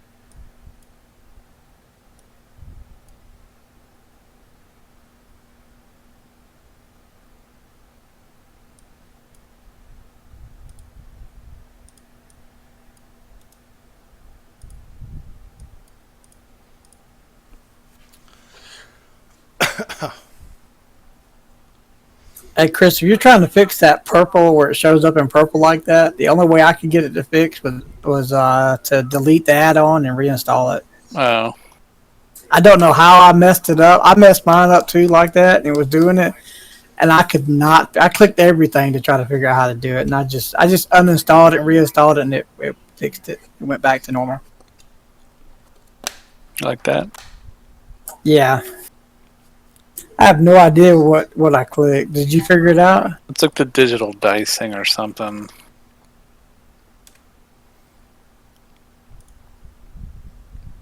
Oh yeah, I did notice it's not doing the digital dice. Oh, that's true.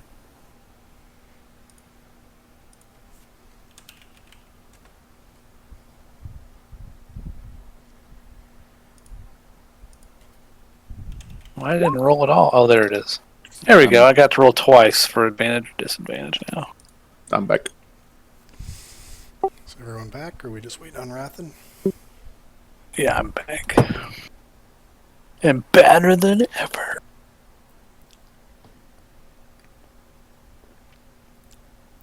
The other question is survival ever useful in D&D anymore? Yeah, it depends. Kind of depends on what you're doing. So It seems like all the things I got pluses in are not. I don't know how useful they're gonna be. okay, so Algrim, you're on watch right now, and everybody else is asleep. So because Rathen's not here yet, it doesn't matter because he's asleep. And Algrim, why don't you make me a perception check? You're camping. This is the middle of the night. Okay. So to the northwest, you hear what sounds like kind of hyena barking, yipping, multiple sources kind of yipping back at each other, sort of echoing through the woods. So I'll just quietly wake everyone up, let them know something's approaching from the north. Okay, so you wake everybody up, and are you like watching that area? Are you watching behind you? Like, I guess tell me like a quarter of the map where you're watching, like northwest, northeast, southwest, southeast. The first thing I'll do whenever I wake up is I will completely cover whatever fire is left and try to get it kind of smashed down. Okay. Yeah, I'm watching the area that it's coming from. The noise is coming from, whichever area that is, that direction. Yeah, that would be the northwest. So, okay, so then you can make me another perception check at advantage then, if you're looking to the northwest. And I'm going to move up and go stealth. Okay. I'm sorry, I'm back. What just happened? 19 for my stealth roll. We're having a night random encounter here. They heard everybody was sleeping. Algrim was on watch. He heard sounds of like yipping hyenas. He woke everybody up. The sounds are coming from the northwest. Maraba's now hiding, and Algrim's making another check. And so yeah, I'm giving you a round of prep basically. I'm gonna. I did a 23. Do I need to do another one or? No, you're fine. You see shadows moving. You see 4 distinct shadows, 2 humanoid creatures, and 2 sort of like low to the ground, sort of hunched, almost like spherical dog-like creatures that are with them. So there's 2 of those like spherical dogs, and then 2 sort of like hunched over humanoids up in the trees up here. Critters. Can I would I be able to set up some hunting traps? You probably to- don't have time. They're going to be on Don't have you time, within a okay. few seconds. Yeah. I motion or let point to the area where I see the stuff and let everybody know where they're coming from. Okay. So I'll allow everybody to move into a position where they want, because you're pointing out the area. You're not going to be surprised. Where were they? I'm sorry. Up in the northwest is where they see the shadows coming from. Okay. Well, as my action of prep, I'm to major. Okay. Sounds good.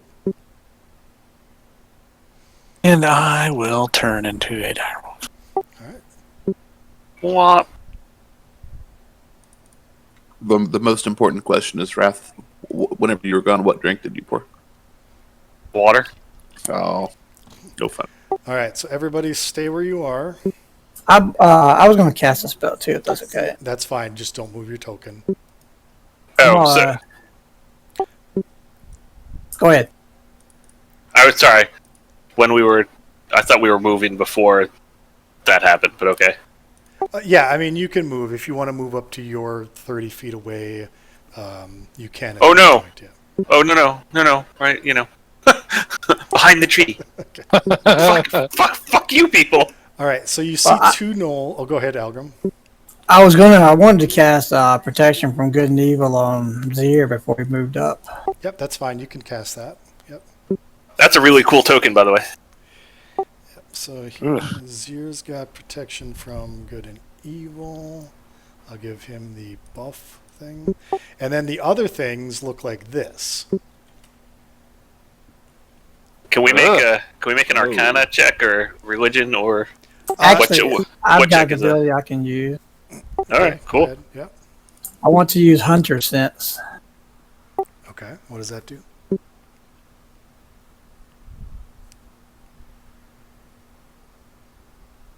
Okay. So those little like dog-like creatures, you know that they are resistant to cold, fire, and lightning, and they are immune to poison.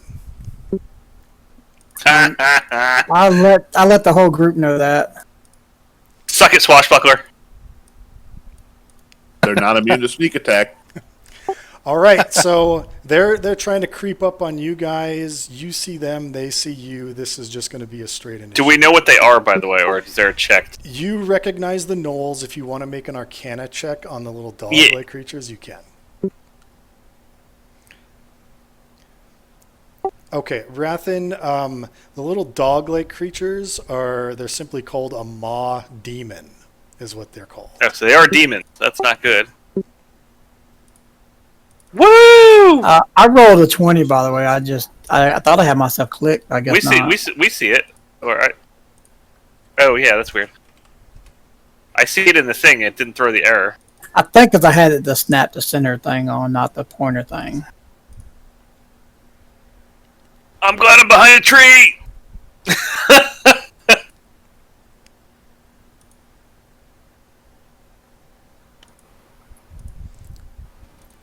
All right, Maraba, you're up first. All right. I can get up to here. I'm going to attack this one, and I'll get sneak attack too. Just because. Because swashbuckler. Yeah. Just because. My attack roll was a 16. Makes a note to introduce Mandalorians way ahead of time. Was I forgot, was the demon thing, did they have any vulnerabilities? No, they do not. All right, so a 17 on that knoll does hit. It should have been 16, not 17. Sorry. 16 still hits. Yeah. Okay. The gnolls have spears and longbows with as equipment, and the little maw demons they just look like they're gonna bite you.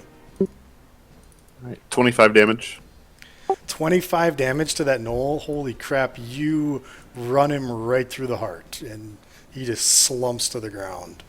And the little maw demons, especially this one right here, kind of whimpers a bit and locks all three of its eyes in a deathly stare at you. I'm going to look at it. I'm going to point 2 fingers at my eyes and point at him. Then I'm going to use my 5 feet of movement that's left and take another 30 feet and get back to a tree. All right, Wolf Boy, get in melee.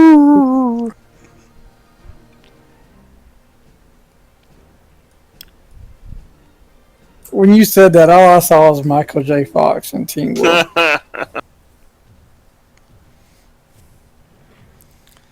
It's on my character sheet Who are you again. attacking? I'm gonna get the null. Okay. Oh, I clicked the wrong thing. Yeah. You see it. I see it. Yep, you miss. Yeah. All right, Algrim. I'm going to cast, well, not cast, but use Slayer's Prey. Okay. On which creature? The one that was going at the one that looked at Morava, the demon thing, whatever. The one on the That's right. the one. okay. Yeah. Yeah. And then I'm going to attack it with my crossbow. –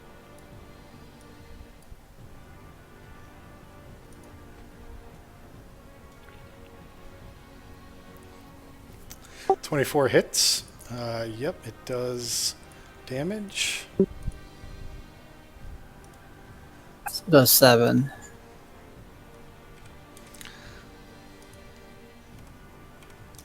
And this is the question. This is a question I have.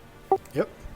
Since I have the extra attack, that doesn't count as a bonus attack. That's just an extra attack, right? Yeah, you just get another shot with your crossbow. Yep.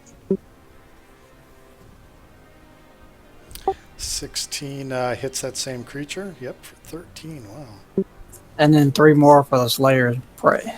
Okay, yeah, it is bloodied. Now you sink 2 crossbow bolts into it, and it whimpers, and it's bleeding out this sort of green bile. Any movement? Nope, that's pretty much it. All right, so the maw demons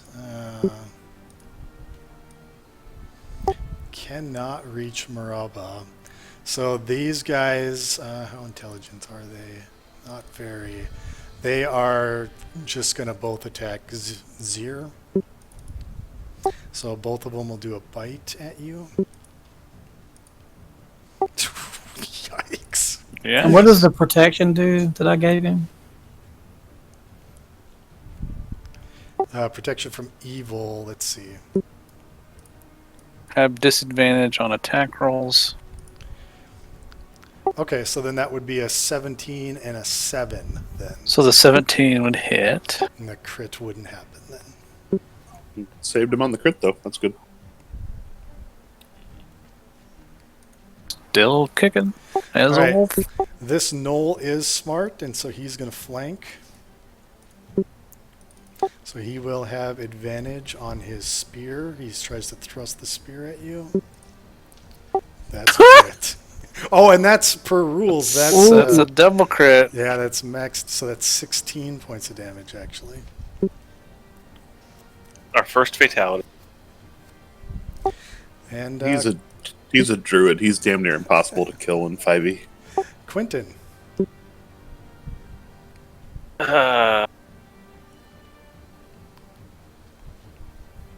I'll just into this slot, so I'll still take cover, and I will the injured creature, the injured maw that's on Zir, Okay. magic missile at normal level. Okay. Sounds good. Character sheet. Where'd you go? Also, if you want a hint, Rathan, if you double click the top of your sheet when it's open, it'll minimize it. Oh yeah, I actually have. I put it into a its own separate window, Okay.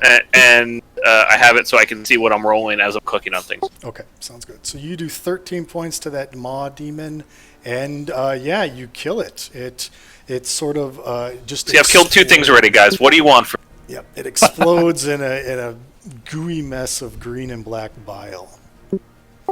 Any movement after that? I think I'm probably okay there. Okay. Maraba. So I'm gonna have to use cunning action to dash to get up there. Okay. So that'll be my bonus action, and then I'll get sneak attack the old-fashioned way by being Flanked. flanked here with Zir. That's sad that you get sneak attack via flanking and sneak attack via no one near you. I'm going to just assume a 27 hits Yes, that guy. it does. Yes.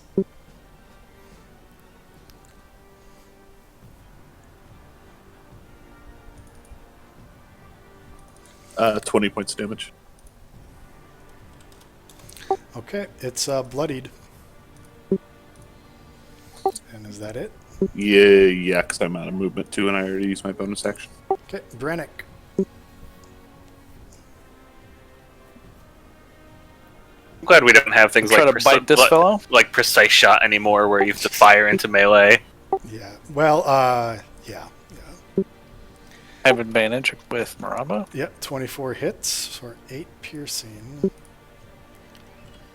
And then it needs to make a strength saving throw. It does not make it. It falls prone. Did the 8 damage kill it, or It did not. No, it Okay. yet lives. It's just lying prone on the ground. Anything else? No. Okay. Algrim. 1 second. When you get CR2 creatures here, is that the next level? Yeah, I'll get probably the giant constrictor and the cave bear and giant elk. Yeah, I think were the They- 3 that I picked out. yeah. At 6, then they super pick up because you can do like the same damage as any other melee fighter, then because you get 2 attacks. I'm going to designate that null now to be my Slayer's Mark, Prey, Okay. and I'm going to attack him with a crossbow. Sounds good.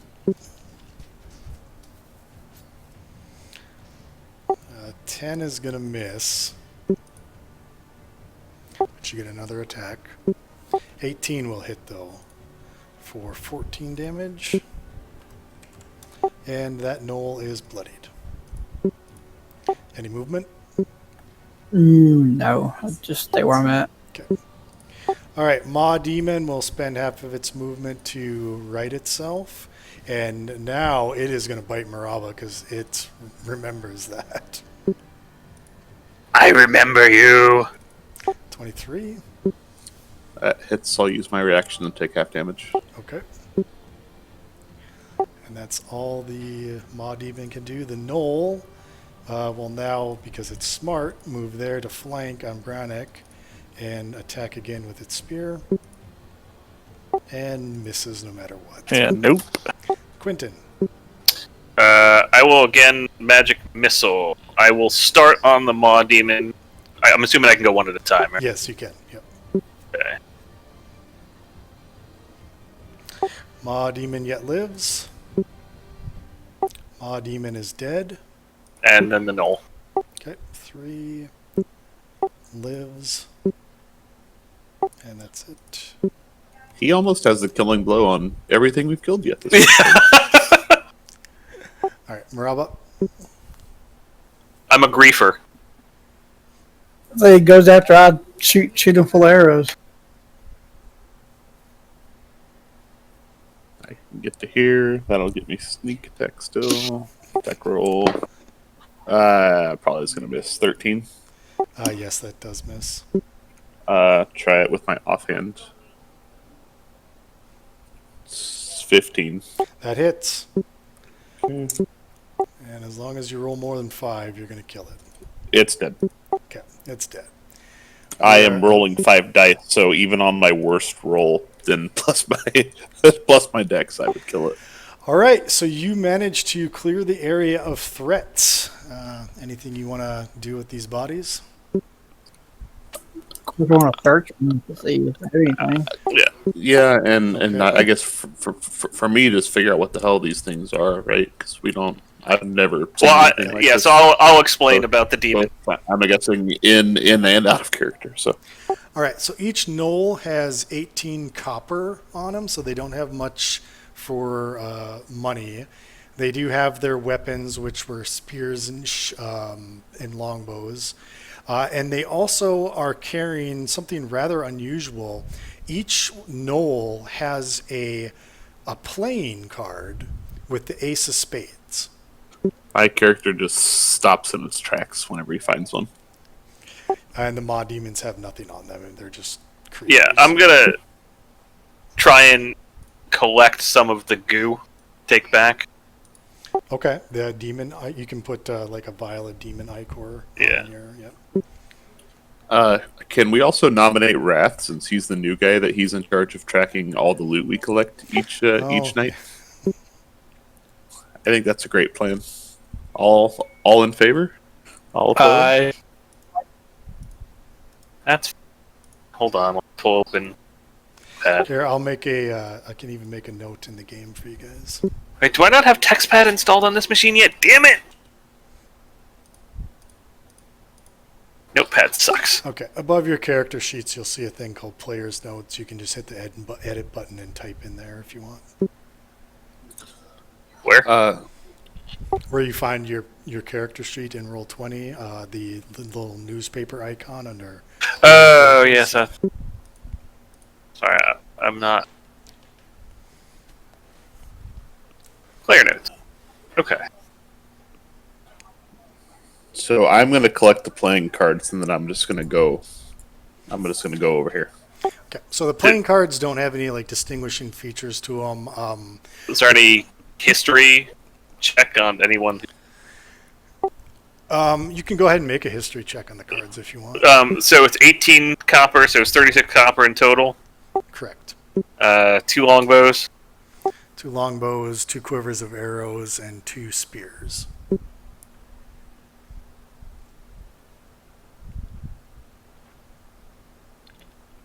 I'll keep the demon itself. Yep. Okay. The one, I guess, thing I would do before I go away too is there any chance like the ichor or anything coming out of these guys that I'm sensing I could use in any sort of experiments with poison or anything, Caleb? I mean, we can do that. You know, you never know. Maybe.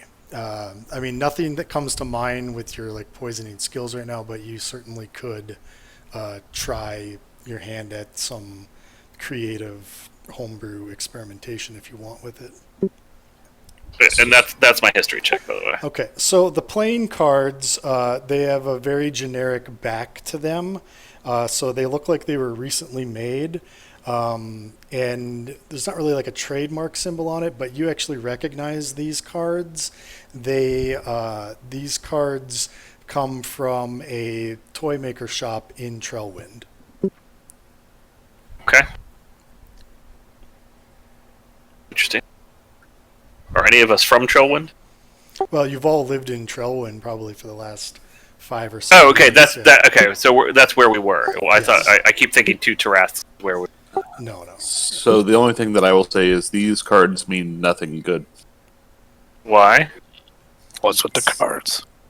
That's all I can say for now. It's Well, they Nothing belong good. to a toy maker in Trellwind. this goes much deeper than a simple toy maker in Trellwind. So this is a group, a cult that is means a lot to me to find.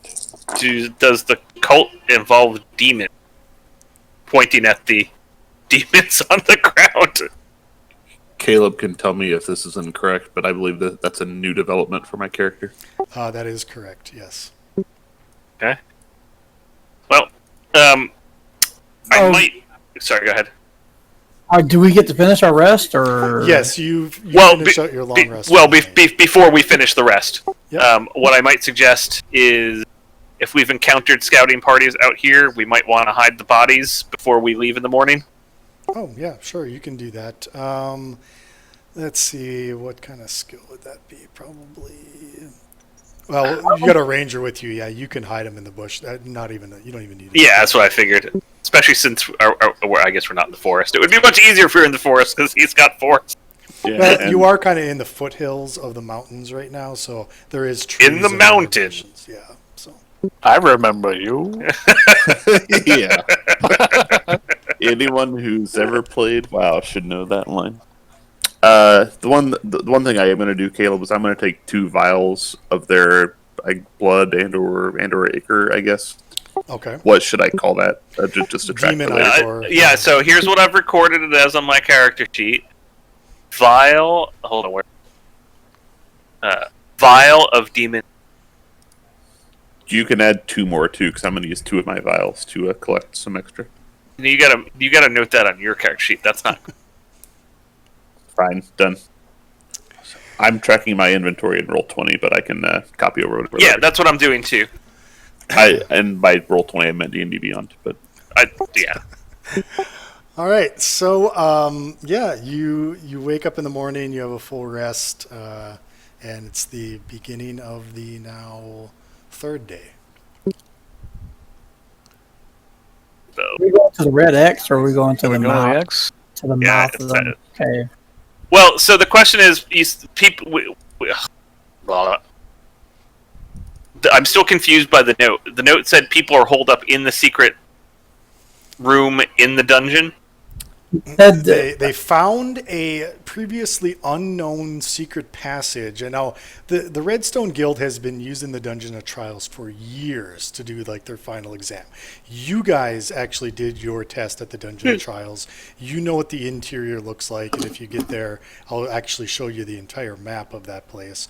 But they found a new secret passage that had never been found before in the water fountain room.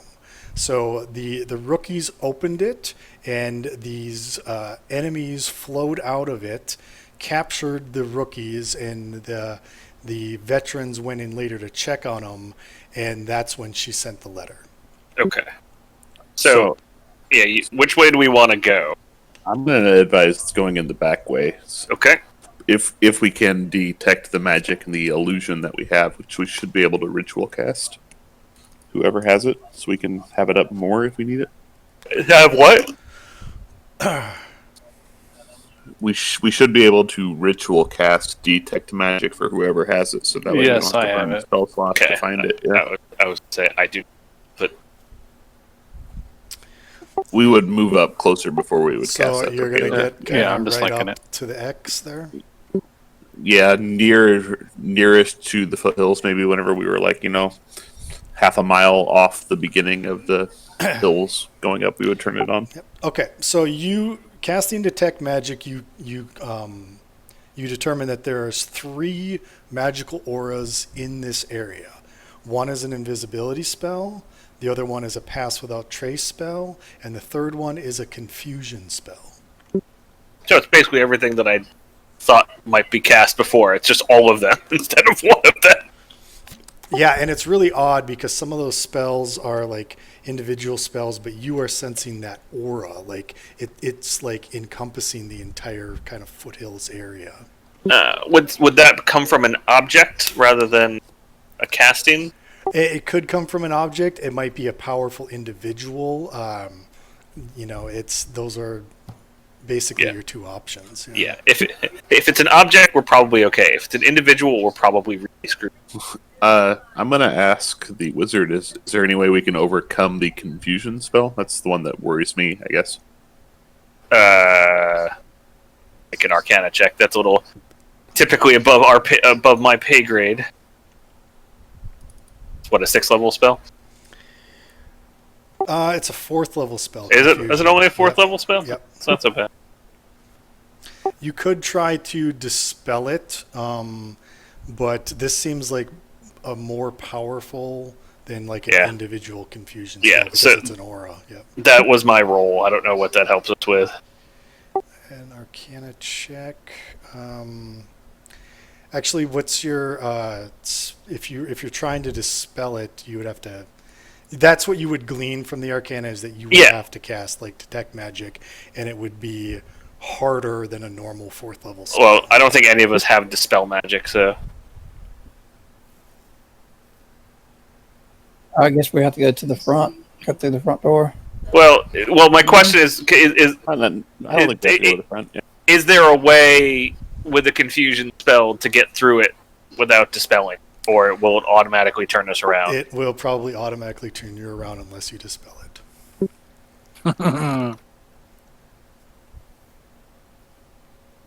Well, I don't really have a way to dispel it. I don't either. I do not either. Now, here's an on. I do have pass, was it pass without trace? We could go to the front and try to sneak in.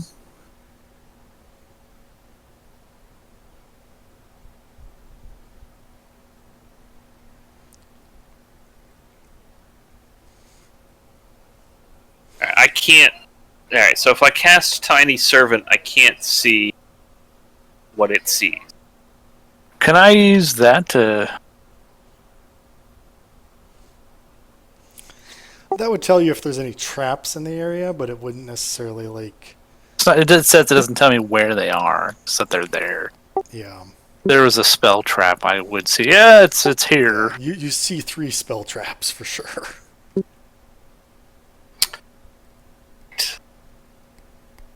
Seems like we're walking into a bit of a fortress. So here's the thing. I can teleport us, but I need to know where we're going.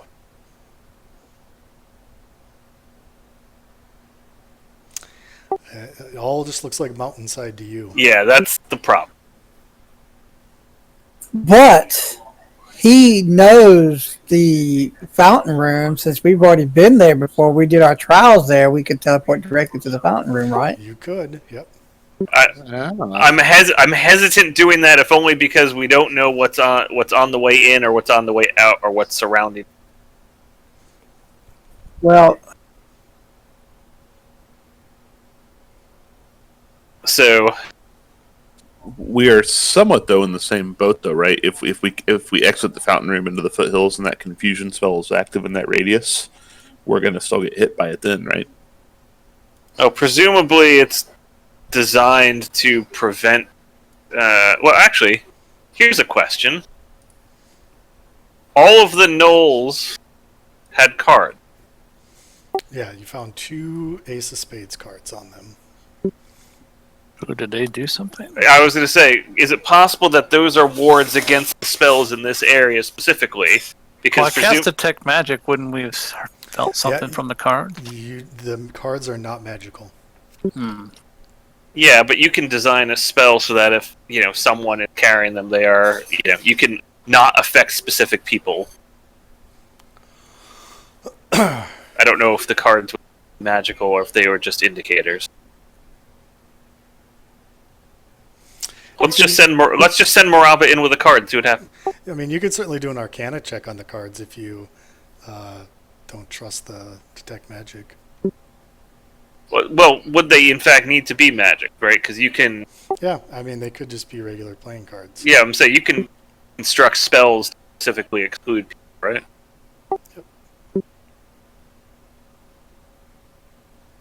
But if it was an object, they wouldn't be able to do that, would they? So your Arcana check on the card just reveals it to be a normal playing card. Nothing magical about it. You don't detect any wards, any spells, anything. For all intents and purposes, it is just like any deck you would see in any tavern. It's more of a sign of membership and less of a sign of I think anything magical here. Okay. I'm just wondering how everyone else would make it past wards. Because presumably they need people to go in and out and not want to raise and lower the spells each time. Could we find the carts? Because it could be the carts that they were going in on. Perhaps there's a hole where the carts are. So you're trying to investigate the area? Is that what you're saying? Yeah, trying to find out where the path of the carts are that they were going in. So could we glean with having detect magic up where the path of the carts going in is that they've since then covered over with the magical spell? Why don't you give me a group investigation check? Like everyone roll? You choose one person to roll for the whole group. Well, if it's sensing trap, I mean, +2. I have a +7. I could look. There you go. Survival. What's Oh, he that? has. No, go ahead with the +7. Never mind. Unless someone gives me advantage. Okay. If it was a group roll, we may have it. Yeah. Who's holding the cards? Well, I was holding one now, and then Moraba has the other one, I think. All right, Yep. So you investigate around the area. You find no traces of cart paths or anything like that. You actually don't find. I mean, the three spells are still up as you're like skirting the edge of this aura. You don't find any traces of any paths of any kind or anything like that. No hole for where the carts get through. But as Moraba and Quentin get a little too close to the edge of the aura, suddenly they see along the mountain edge a mine shaft opening with like railroad tracks coming out or cart tracks coming out of it, and like a mine cart sitting at the edge, and then there's two little buildings in front of it. See, there's the cards. Yeah, the other two people, you do not see anything. What's in the little buildings? They kind of look like storage sheds, actually. Do we see anything out of the ordinary or anything planet that wouldn't look like it was a part of the encampment that would have been there before? Let me take a look at that map. By the way, I mean, I'll relay this to So no, you see you do see a knoll and one of those maw demons sort of guarding the entrance to this mine shaft thing with where the cart is. So, but otherwise, it's just sort of forest and grass around the edge of the mountain.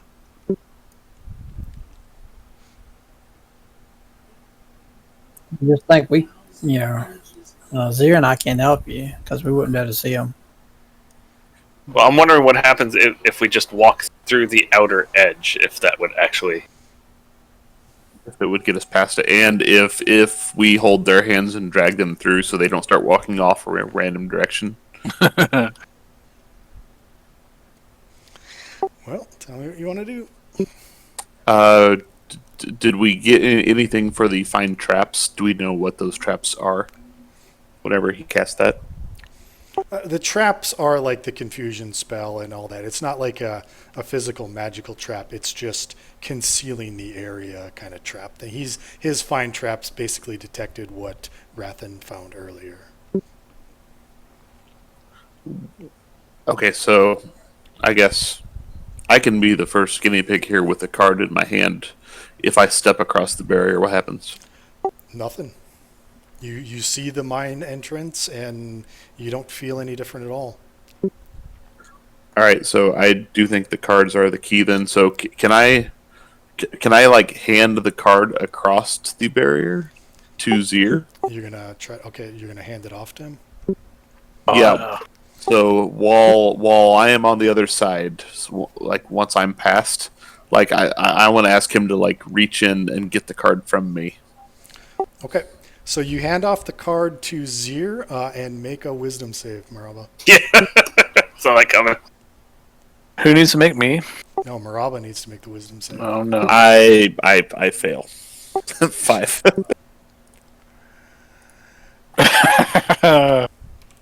I was wondering if we each hold on one end of the card. Okay, Maraba just stands there dead to the world. He's just staring straight forward, not Okay, talking, not moving, not doing anything. I'm going to grab him and drag him back out of the. Okay, and you come to your senses. The fog lifts from your head and you're clear again. Okay, so let's move away from the edge of the field so this knoll can't hear us. There's one knoll there. One knoll and one maw demon right at the mouth of the cave. Yeah, Or the there's- entrance, yeah. 4 of us. And if we Five. want to, Strangely, there's going to be 5 of us, but that's neither here nor there. He's carrying your equipment, yeah. What's that? Amora's carrying your equipment, yeah. So we need to, seems like, kill 3 more of these gnolls to get cards to pass through if we want to get into that mine shaft. Do we want to go to the front of the dungeon and see if we can't ambush a small group and then come back? That's probably a great idea because there should be somebody patrolling out front. We could guess. Okay. So you're going to move over to the entrance to the Dungeons of Trials? Is that what I'm hearing? Well, or like just to the south here and see if we can't find like a patrol of the gnolls out like scouting the area in front. Yeah, I was saying, unless the ranger sees any tracks on the ground. You can certainly try, Algrim, if you want to do some tracks. He finally gets to roll survival to track, and it's a He barely sees our tracks. We've been so you, good. You find no tracks at all. Velvet slippers for everyone. Maybe some rabbits in the area. That's about it. Alright, I mean, I guess we can go back. hold on one second. I would guess if we walk to the entrance, we should be able to find some. We're not that far away.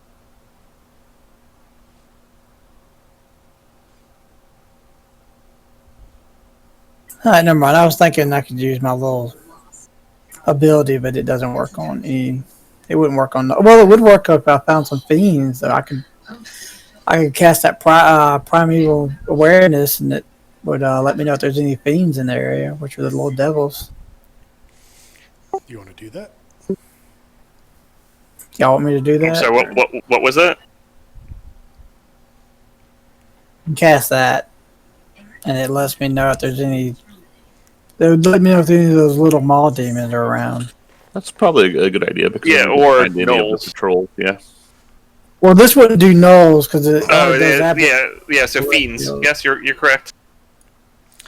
Okay. We'll go ahead and cast that. All right. So let me count the fiends. There are Like 1 mile, It says 6 miles up to, around 6 miles. or within 6 miles. Well, yeah, you're kind of in the woods. So let's see. 1, 2, 3, 4, 5.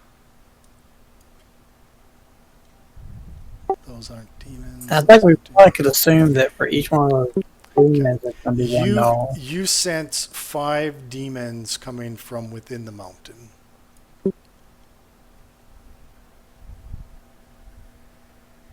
And none outside Actually, of the... 6 demons Where? from within a mile of where you're at into the mountain range. Okay, so towards the dungeon. Well, and you shouldn't have gave us a number either, because it says at the bottom does not reveal the creature's Oh, location. sorry. Yeah, well, I just let you know. I made a I mistake. tried to be honest. That's fine. Whatever. You definitely sense demons coming from the mountain. Can we try one thing first here before we leave, just to Yep. cover bases? Sure. So we have 2 cards. I'm going to walk in with Seer with us both holding the cards, Okay. and then get sort of past the edge of where that overall boundary is, so we're both like fully inside by a couple steps. Okay. Sounds good. And then Why do I gotta will, be your guinea pig? and then I will let go of the card. Make a wisdom save. Start drooling again. Sure. Well, I just hope he doesn't start yelling this time. Is really the Ah! yeah. I rolled a One thing we 14. could try is ripping the cards in half. One card. What was that roll, Maraba? 14. No. Okay. So a 9. We're doomed. Oh, you can act to move normally. So it feels like nothing affected you at all. You had a slight twinge of magic. You kind of muscled through it, and yeah, you act normally. And the card is Totally on the ground. fine. What could go wrong? Card is on the ground. Seer would have the card. No, still, right? we were both holding it, right? Both holding one end of it. Yeah, but Maraba said he dropped one. Well, I think he let go of it, right? Yeah. No, but yeah. So Desir still was holding it. And the other card is with Wrath outside of the bubble. Oh, I thought you brought both of them in. Yeah. So in that case, yeah, I would have randomly rolled for one of you two, and let's say Maraba, you were the one. It seems like you need to have a card for each individual. Okay, It's We're not gonna just, leave. Yeah, not just touching Yep. the card. Yeah. we're gonna leave the bubble then. So, and let's go to the entrance. I think that's our only shot here at this point. Okay. Yeah, I don't think we're gonna get by that. You're going to. I will there? follow you. Okay. There was one other stupid thing I could do, but I mean, we're probably going to go cautiously because we're looking for. you don't have creative lighting turned on. Yeah, I don't on this Yeah. map. All right, And all I right. don't because Just making sure. So and the reason you're seeing the interior is because you have been in this dungeon before. You remember it from your own trial. In fact, you even know, like, up here that there is a secret door right there. Everything that you see, you remember. So you know from when you were here in the past. Okay. That's I why I see. chose not to use dynamic lighting for this particular encounter. fair enough. Whenever I saw that, I'm like, oh, he's gonna regret that. So Nope. I that's done on purpose with intent. Move around or Yeah, you can move around. Yeah, You I'm gonna immediately go see- yeah, check on Leroy. Picking on the dead, right. apparently dead folks. So you find the camp of the rookies and the team Scarlet Scarves. The fire pit is cold and the tents have been thoroughly rummaged through. The body of team leader Ias Furion is strewn across the area, his entrails pulled out, having been gnawed upon by a beast of some sort. Leary Feydark sits upright, her back against a tree, quill and paper in hand, and her body is riddled with a dozen black arrows. You might be okay.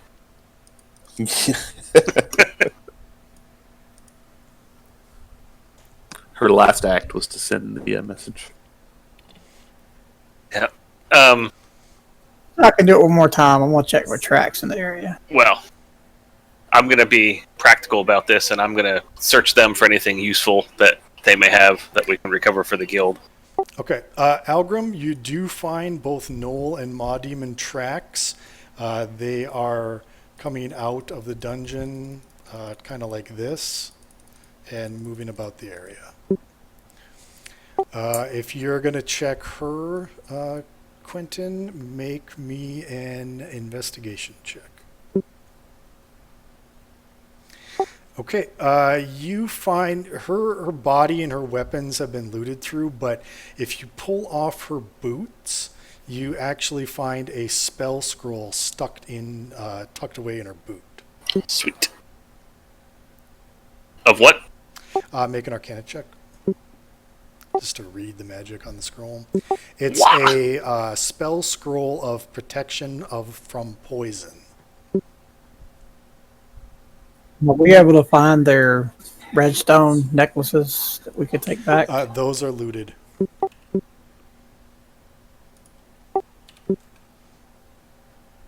I got it.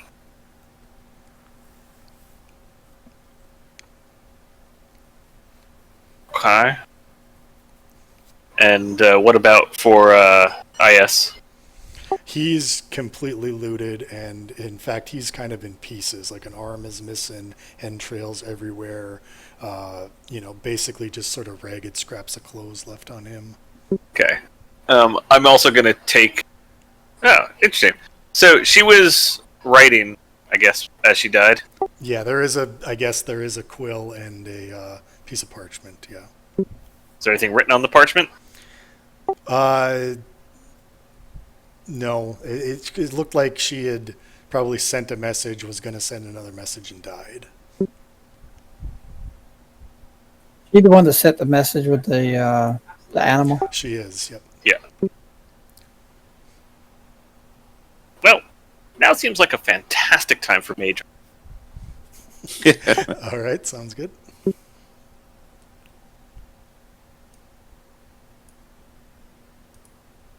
Or what? I missed that. Sorry. I'm just casting Mage Armor on myself. And you are in free movement, so go ahead. I'm gonna go stealth and move up to the Yeah. up to the door. Yeah. I'm going stuff too. I'm gonna follow at a respectful distance because I am not stealthy. But I'll see if I can see anything as we go along the way. I think I'm very stealthy.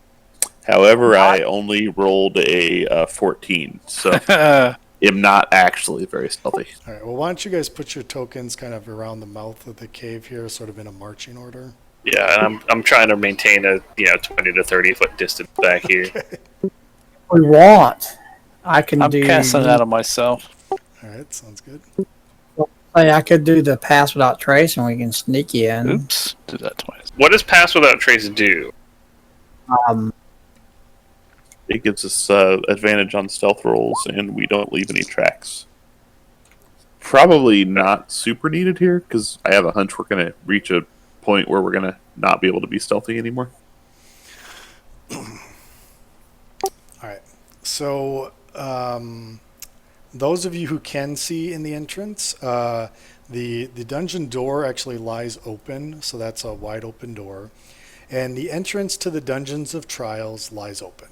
The hallway is filled with sprung pit traps on the floor, evidence that a group passed through here recently.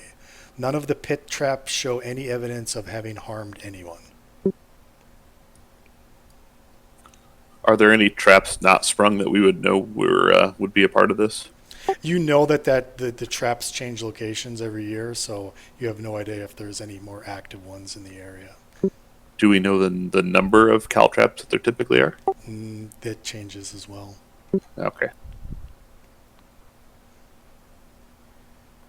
Basically the instructors come here and they sort of set up the dungeon. They put the traps in, they animate skeletons, they put bait for the next year's team for like goblins and things like that to come inhabit this dungeon. And then when the following team comes the next year, the dungeon is all prepped and ready to go for the rookie team to go in. So the layout remains the same, but whatever traps or things are in there are usually different from year to year, depending on the skill level of the rookie team. Would this have been where they plan and prep prior to the encounter?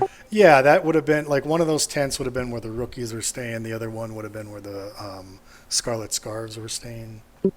Both I tents check- have been thoroughly looted and ripped apart, kind of. But go Could ahead. I still check the tent where it seems as if the elder team was there, and see if there's any sort of planning diagram they could have made, knowing that's something that Knowles wouldn't have been interested in terms of trap layout Sure, and make an stuff like that. investigation check. Yep. 12. Do you want me to help investigate? That would be lovely. Okay. So, Okay, yeah, you actually do find some plans. There's, you know that there's 5 pit traps in the first hallway. You know there was a saw blade in the second hallway. It just says riddle on this door here. It says kobolds throughout.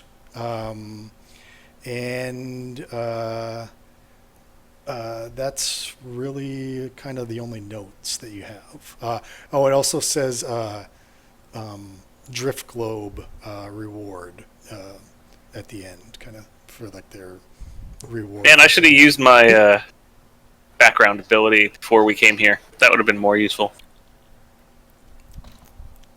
What's that? I don't know if I don't think it's on my character sheet. Yeah, So, no worries. If it doesn't apply, it doesn't. well, but I'm saying it basically allows me to get the blueprints for any build in any Oh, okay. Yeah. in any town. You know. Yep. Yep.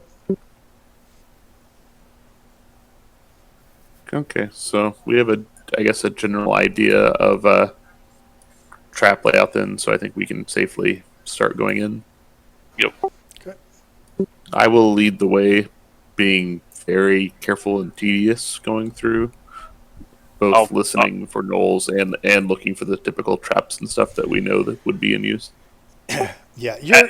Go ahead. Algrim, do you have a good passive insight, like to hear things, or perception rather?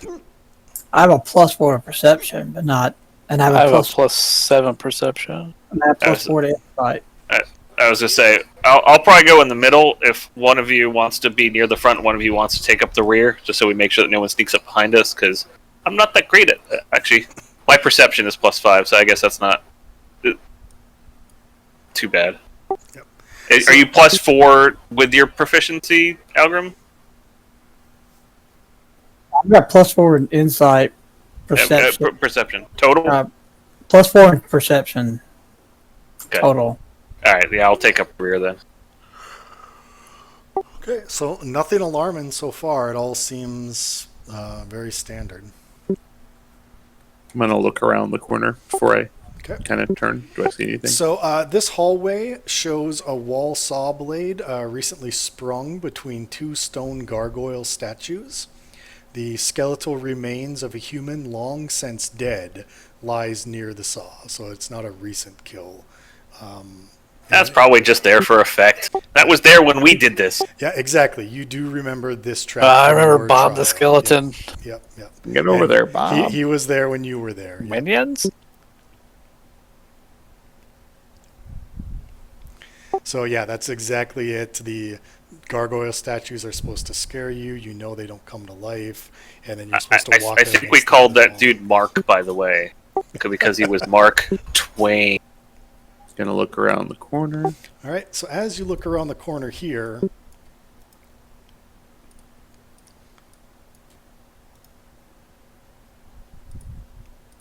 We know which one's the fountain room too, right? Yeah, the what's straight ahead. Right? Or is that the one? yep, Yeah. that's the fountain room straight ahead. Yep. So you see Crow, one of the member of the Scarlet Scarves, and he has also been riddled with arrows and completely like dismembered and torn apart, and bleeding out dead. He's been dead a few days. It looks like.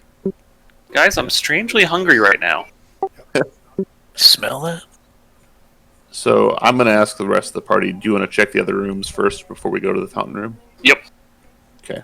So we'll come over to the. Well, Make sure what's- nothing's going to come up behind us later. Yeah. Yeah. I'm gonna sort of hang here where I'm at, so I can hear anything coming out of the fountain room, just in case. Okay.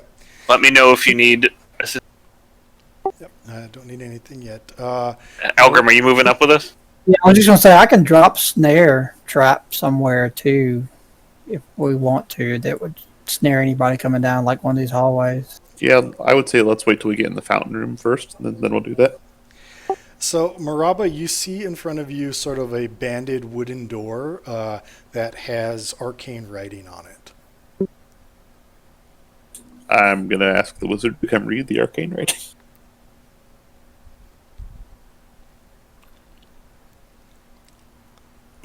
So, yeah, if one of you wants to make a arcane check.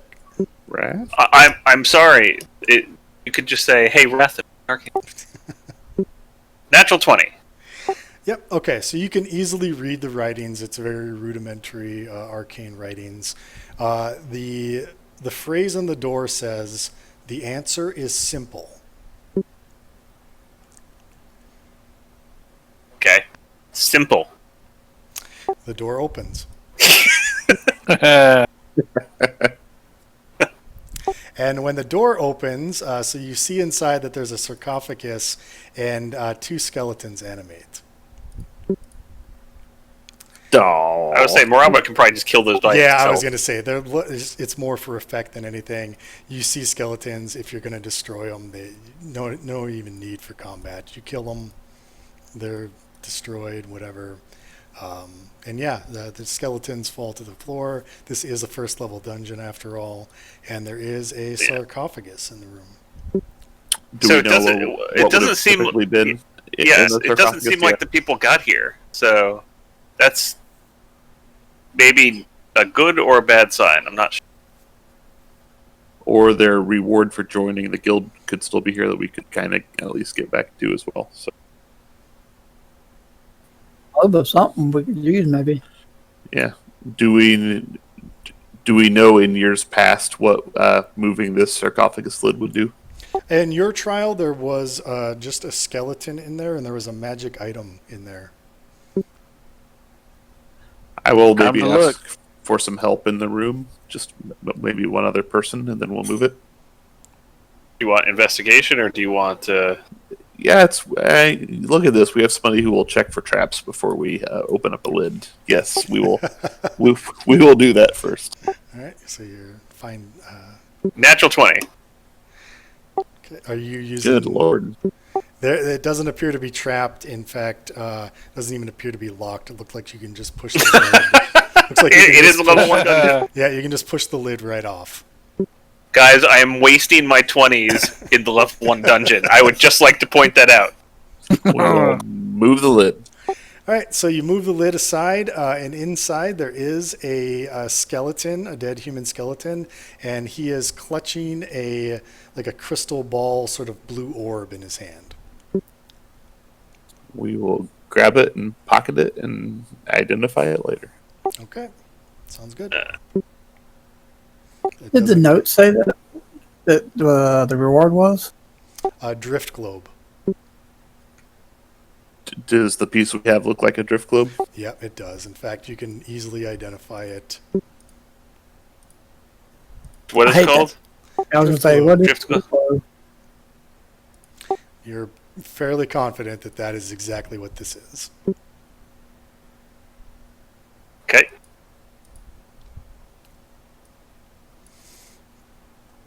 There we go. I still think we should check out the rest of the dungeon. So, Okay. yeah. This door next. Okay, what are you doing at it? Check the door, see if it's locked first. Listen. Okay, so make a perception check. 15. Yeah, you hear like at least a couple of creatures moving around in there, and you hear voices. You hear like talking, not in common, but in some other language. Should be uncommon, right? For how this would have been set up for us before. What? That would not be. Yeah, typical, it's right? not Yeah, what you so- remember. Yeah. So- If I move up, can I understand the voices? What languages do you speak? Do you understand Draconic? Yes. Okay, yeah, you definitely understand what they're saying then. And they're basically saying, they're like, I hear something outside. Do you think they're back? Shh, shh, shh, shh, be quiet, be quiet. I'm gonna whisper to our people. Sound like our people, not their people. If you would like me to. Actually, it doesn't sound like human voices. It sounds like shrill. So these are gonna be the kobolds that are terrified of whatever's invaded there. Or he said it was Draconic, though. They're speaking Draconic. Yeah, Could be kobolds. more the demons. Kobolds. The demons did not speak Draconic. The kobolds will speak Draconic probably. Do you want to try to bluff them into opening the door? Then they can be surprised whenever we all storm in. Yeah, I mean we don't need to kill them either. We lured them here to get killed by first level adventuring parties, where it's a little beneath us. But yes, that's fine. So what are you going to say? What are you going to do? That's it. I'll whisper through the door in Draconic. Take candle. I'm just kidding. What is it? No, they speak it. They speak. No, don't. No kill. No kill. No kill. Yeah. Open the door and we may not kill. Yeah. Make a persuasion check. Yeah. Yeah. Well, shit. My persuasion is shit. I'll say, come out. We're not the gnolls and demons. Okay. 11. 11. 6. No kill. No kill. You promise no kill. No kill. Okay. No kill. Okay. Two kobolds unbarricade the door and open it and as soon as they open it, they like step back and sort of cower in the corners. And no kill, no kill. We do nothing. We do nothing. So, do you know what happened to the others like us? Big, evil, nasty, ball type creatures with many teeth. They come out of the room where we get water and just kill everything. We run, we hide. We stuck here for days. Is there anything left in the other parts of this place, or is it just you left hiding? My mate, and our eggs are. They ran to the room with the writing on the floor, with the dead skeletons on the walls. That's where they went. I've not seen my mate for days. Okay.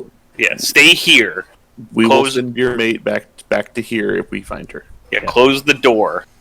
And they're fine with that. They immediately close the door, and you hear the sounds of them like pushing rubble and everything up against it. They're re-barricading it. So, here's something interesting. The gnolls and the demons didn't break down the door. If the skeletons were alive there and the kobolds are alive here, they had a specific target in mind, or they just left the front door. But you would have thought they would have still searched the rest, trying to They look apparently for other don't humans. care. They simply just killed what they found, apparently. Care about the rest. Alright. Right. Well, the room with the writings and the skeletons is to the north. I'll listen at this door first. That door is actually open, so you don't even have to listen okay. at it. You can just walk right through it. I'm gonna. Figures I rolled a natural 20 on my investigation. Yeah. You can use it on the next roll if you're going to do the same thing. That's fine. Yeah. What's in this sarcophagus? Was there? That's actually a statue, Yeah. so it's not even a sarcophagus. There's just kind of broken statuary in this room. And Okay. at this room, there is a rudimentary hunting trap sort of right in front of the you know that there's a secret door there, but it looks like it ends in just a hallway, a dead end. And then there's sort of a rudimentary kobold hunting trap in front of that door. And you know the secret brick to push to open up the secret door if you want. But you said Oh. you were listening at that door, Maraba? Yeah, it would be a 23 now. 20. Okay, yeah. You hear multiple voices in there, similar to the kobolds in the south room. Can we bypass this trap? Yeah, you can just walk around it. It's All right. It's fairly obvious right in the Okay, hallway, that's yeah. fair. All right. So, Yeah, I'll move with Maraba, right? yep. Well, 4. I'll say, say through the door in Draconic, we found your mate in the other room to the south. Open the door. We're going to get you out. Make a persuasion roll. Dear Lord. Hey. Damn it. But that's true, but I'm telling the truth. They do yell back, "No, believe you. What's his name? What's his name?" I'll go back down here and ask him for Do you understand Draconic? You do, right? I speak Draconic too. I go back to the door and ask him what his name was. Kiplik. All right, so I'll say through the door. Yeah, he says his name is Kiplik. All right. So after much negotiation, they finally open the door for you, and you find multiple kobolds in this room, sort of protecting an egg nest in the back of the room.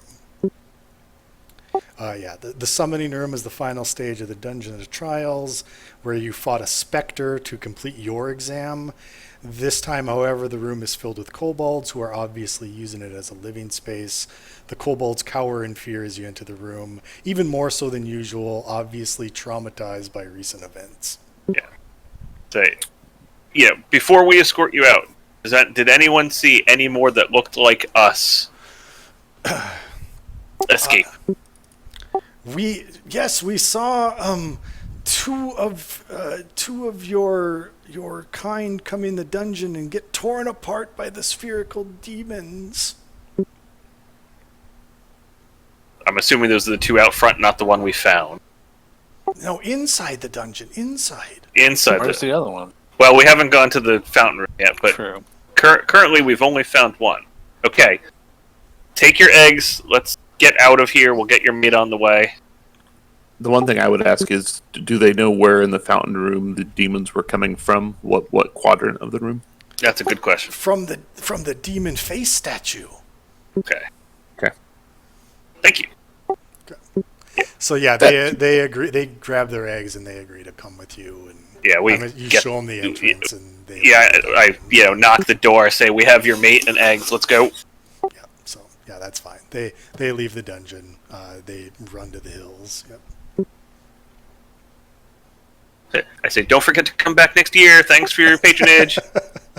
Come back and stay with us again. Yeah. Hope you enjoyed your stay. 5 stars, please. 5 stars would get rescued again. So please leave a review. All right. The fountain room. Go get a Maraba. 20 on the listening at the door. You just hear the trickling of water. I check the door to see if it's locked. As soon as you get up near the door, it's actually the lock is broken, and it just sort of creeps. It just like a haunted house. It creaks open. Nice. And let's see here. You said we all gonna die? Oh, there's a second. Yep. So the bloody body of a tiefling fae lies dismembered upon the floor next to the water fountain. Broken debris litter the room, and upon the north wall, a demon face bust with ruby eyes stares at you with its fanged mouth agape. The statue is of an unknown knight, stands upon the east wall.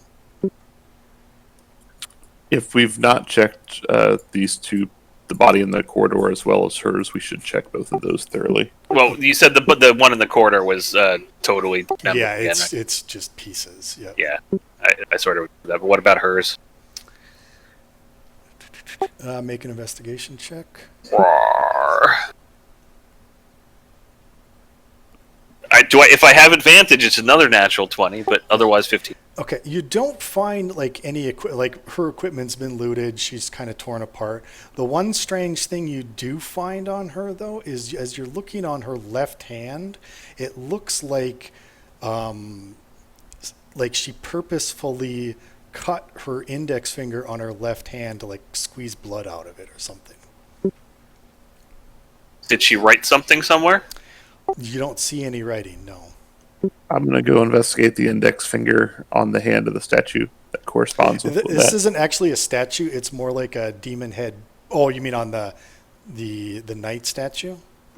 Yep. That's what you're investigating? No, it's a stone statue. There's no markings. I mean, it's obviously very, very ancient, but there doesn't seem to be like any indication like they cut was made on the finger or anything like that. Is it so? I'm by the stone head, demon head. Is there any Yep. blood on the mouth, teeth, Yeah. other teeth There- on this thing? Yep, the mouth is agape, and it's got this wicked tongue that comes out, and you do notice 2 drops of blood, dried blood, on its tongue. Probably it then. I'll Yep. make an Arcana check.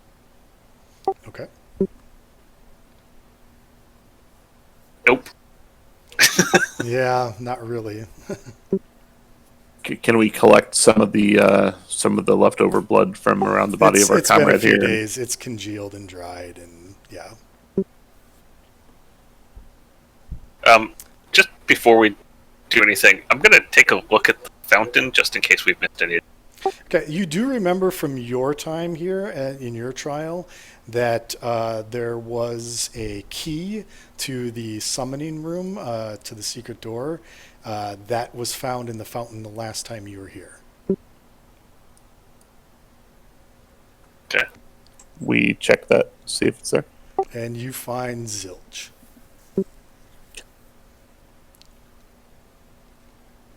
So what this is it's a basin of water with like a little spigot at the top, and it's just sort of dripping water into this. Yeah.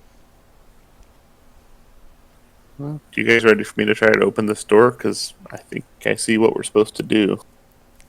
Stand this corner, but Everybody get, I guess, maybe even out in the corridor outside of the room while I do this. I can be the guinea pig in the room in case something bad goes off. well, Here to slay demons. The only I thing will not bad wait happened- outside. I take a dagger, I put a little cut on my index finger, and I put a drop or two of blood similar to where it was on the mouth before. Okay, so as soon as you do that, yep, the secret door opens up. The whole bust sort of swings out like a door. It opens up into an area, and let me reveal this.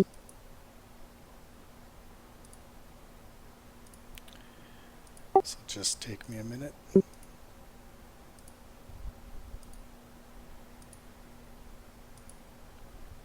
what?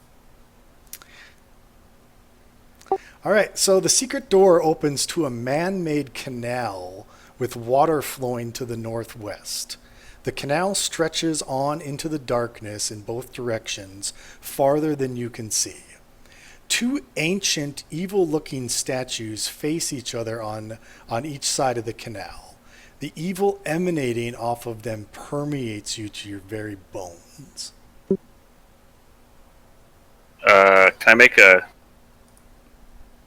either some sort of history or religion check to see if I recognize the statue? Yeah, either history or religion would work here.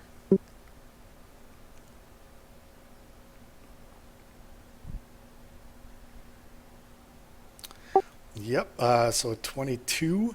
These I'm back are and make a religion too. yeah. No, these are statues of one of the old gods, Hector. Uh-huh.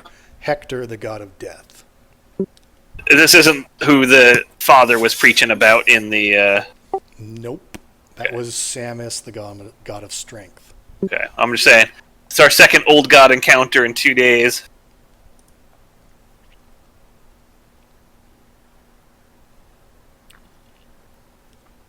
How deep is the water in the canal? About Can we tell? waist deep. How fast is it moving? Not. I mean, it's not going to like if you wade into the water, it's not going to like It's not rushing rapids. It's a moving current, but it's not going to like pull you away with it. We can walk along the side though, it appears. Yeah, yeah. There is. It's like a canal kind of thing. Flowing towards the northeast. It's flowing this direction. Yeah, northeast. The I think two you said. I statues- think you said northwest, but I think it is Then, northeast. yeah, I would have. That's a wrong on my notes. Then it's flowing to the northeast. You can't. I mean, it goes on for past your vision and your light sources and all that, and that this direction would lead deeper into the mountain. This direction leads off towards that cave that you found, the mine shaft that you found earlier. When you said this direction, are those both the same this direction? Sorry, I was on the wrong layer. This direction leads off towards the mine. This direction leads off deeper into the mountain. Yeah, so we probably want to go towards the mine? Boss? That's. Do we have a sense of which direction the other demons were? It's towards the mine, correct? Correct, yeah.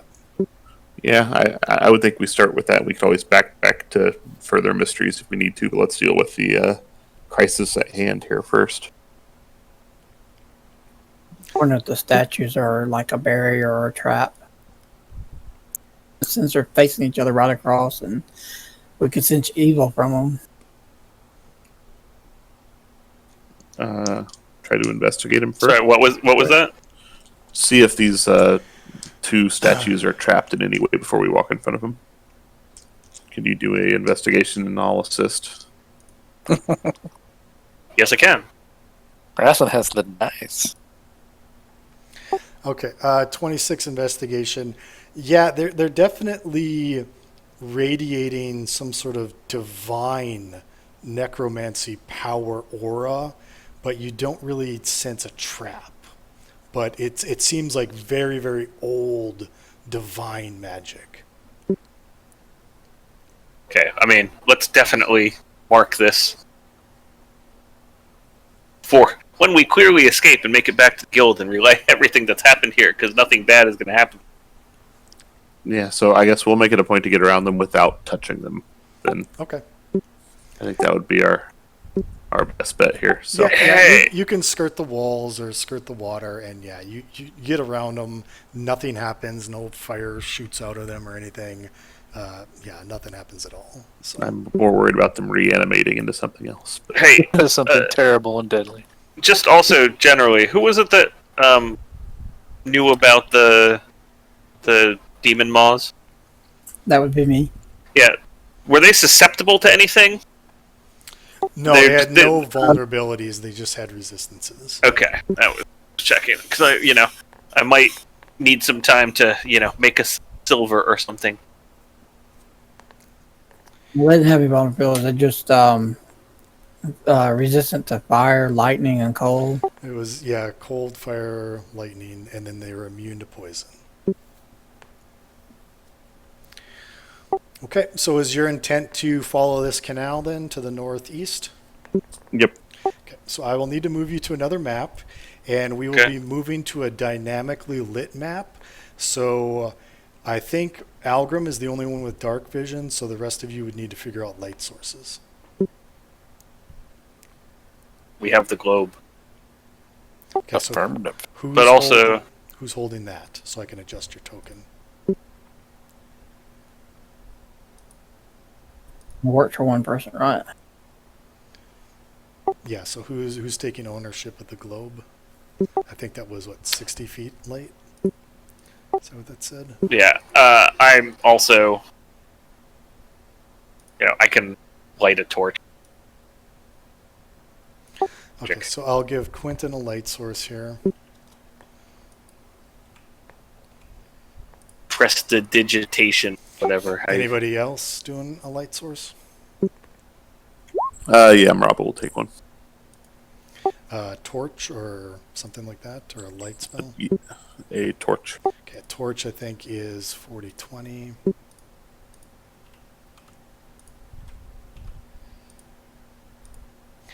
Okay, so I am going to now move you over to a dynamically lit map. So if you haven't seen this before, Rathan, this will be something new for you. I have not. That'd be cool. So I'm the only one with dark vision. Yep. Yep, I got to transform to get it. I thought about being half elven, but human cooler.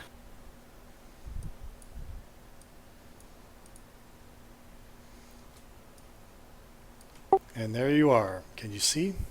Yep. Let everybody know what I see, right? You can if you want, and I'm about to read some flavor text.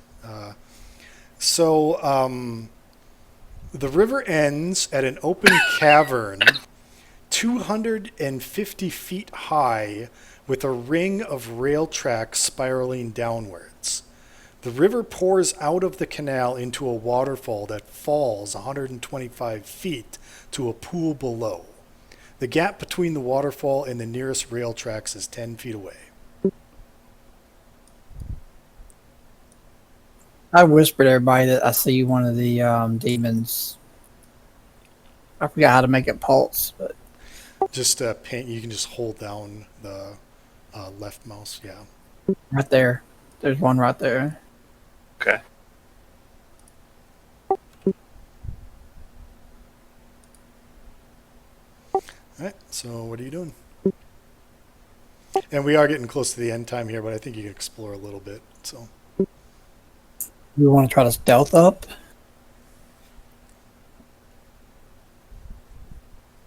Is there any light being shown down here that would help us see, like, from across the way?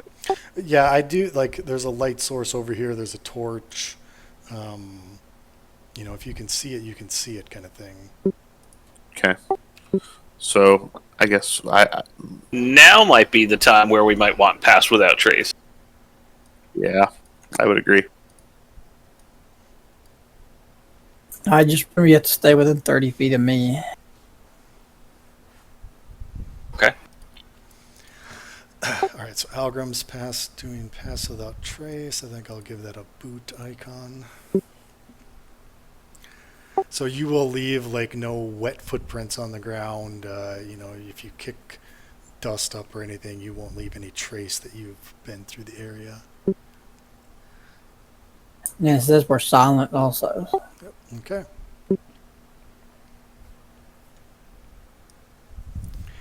So yeah, you're in free movement until I tell you to stop. Could I make a group stealth roll for us if I'm kind of leading us Wait. along the way with Algrim? Oh, hey, I can see more now that I've moved up here. Yep. Oh. Sure. Something down here to the... Now remember, there's a 10-foot gap that you would have to jump or cross to get over to the tracks, because this water right here just immediately drops down 125 feet to kind of a pool below. Which should help because we'll land silently now because of his spell. So I see so torch. we get plus 10 from your spell. Is that correct, Algrim? Yes. Correct. So we're currently stealthing at 37.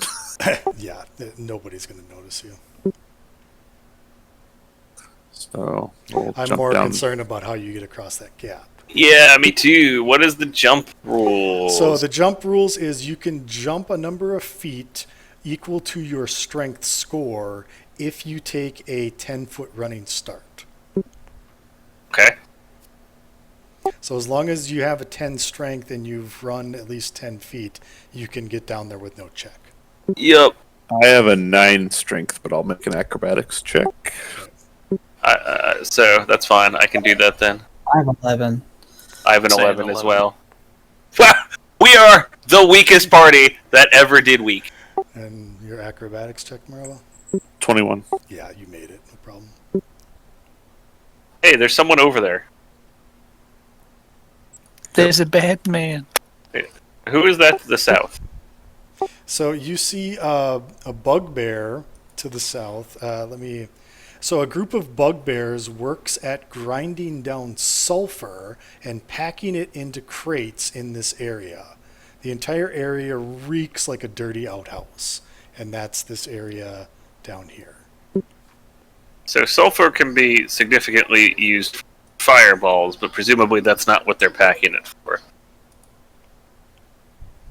I know I'm gonna fail this, but can I look at tracks to see how many bugbears there may be?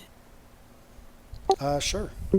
Oh, and by the way, the tracks sort of they go down in like a clockwise fashion. So the farther you go around this thing, the lower the elevation is. So like you're at 100 feet right now. Over here is 75 feet. Over here is 50 feet from the cavern, and then it just continues to go down in a spiral fashion. What is in the middle here? I guess what's going on here? So there's a column in the middle, and that's like just like what are they? Like safety rails. It's a balcony path kind of thing. So, Is there anything we can see that looks like out of the ordinary from a mine? What I'm trying to find would be like the source of where the spells outside could be emanating from. nothing obvious that you can see now. Nope. There's a. If we rotate down, there's a platform in the middle that we can't really make out yet.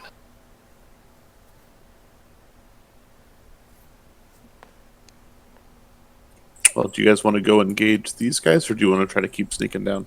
Since we're Well, can we sort of sneak ahead and see how many bugbears there are and see take them quietly? Oh yeah. So out with Algrim's survival check, you see sort of tracks coming in and out of this area for at least 4 bugbears. How dangerous are bugbears? No, I don't. Algrim? Give me a nature check. I think Chris's nature check better than mine. I only got a plus. I mean, we can one. all. I mean, I don't have any efficiency. You have no. Well, yeah. What the Brannick hell's has- a bugbear? So Brannick thinks they're weaker than goblins, and Rathan, you think they're about comparable to The orcs. dice are back. Maybe a little stronger than orcs. Yeah. Then what? Than orcs. Okay. I think they're strong as a small pony. Okay. I mean, Well, I was gonna ask a question. I don't know if this is like a bug in the dynamic lighting, but I can see some dead folks over here. No, that's not a bug. I see exactly what you see, and yeah, you catch a glimpse of a. Let's see, what is that guy? You actually catch the glimpse of a human. Is he human? That's the. Let's see, what is that guy? The Scarlet Scar. Yeah, a human monk on a spit, being roasted over a fire. And you kind was of that one of our people? yeah, Yeah. you recognize it. That was Hao Fen from Scarlet Scarves. Is he dead or is he just being cooked right now? Yeah, he's definitely dead, and his body is being cooked like a pig. Okay. Well, let's go put a stop to that. Yeah, They're eating I them have dead. I have a hunch going down anyways where we want to be going. So Well, yeah, but I don't want to leave people at the top necessarily. Also, the faster we get cards for everyone, the better off I think we'll be. do we want to do the bugbears then while we Yeah, have an advantage here? And I would think that that's probably our best bet at this point, but it's up to you. It's your call. yeah, could I attempt to like sneak up and coup de grace garrote maybe one of them to start here or something? You have high stealth right now. I would probably give you a sneak attack, but I'm not going to give you an instant kill. Yeah, I mean they're working in the area, but if somebody comes up behind them and grabs them, they're gonna. Well, before we attack, can you make it up and just peer around that corner to make sure that? Yeah, I see 2 more around the corner, kind of sneakily peeking. 3 right now. Okay. The one we can see, and then the 2 around the corner to the Yeah. Do we want to sort of see if we can sneak around the corner, and then you can grab the one standing outside, and we can grab the two in the corner, and try and grab everyone in the alcove. To kind of keep them all contained in there, so the noise and everything else doesn't get out. Okay, Yar. so in game terms, I'm going to give you guys a free attack round, and then we would roll initiative. So you each can go Could- once and do something. Because you've caught them completely by surprise. Yes. Okay. Let me. Hold on a second. Hold on. Okay. I want to ask something too. If I cast like snare, would it? Would they be able to see me even though I'm just casting a trap and like away from them?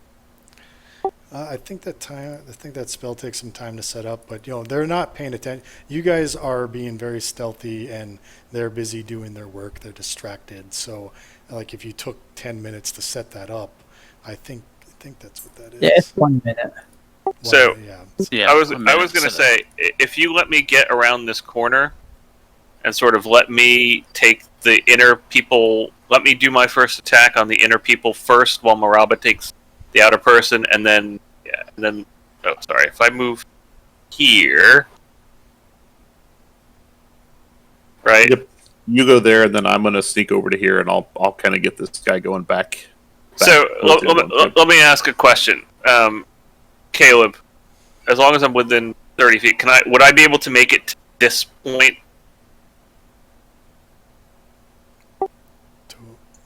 While sneaking, or would I have to basically stay here? Yeah, I mean, you guys are kind of all going to move as a group, as ones, to get this surprise attack. So you can kind of move anywhere within your movement range in a round and do whatever you need to do before they're even going to get to response. Okay, well, here's what I'm going to do a cone attack. That's how it's going to work. So I don't want anyone in my cone Okay. before I go, right? Yep. Alright, so let me get to my spell.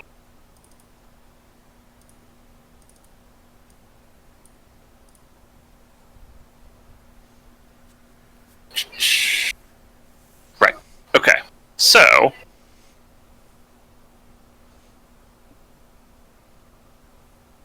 I mean, if I move to here, so how do cones work, Caleb? I will put down a spell effect for you. They're usually, let me see here.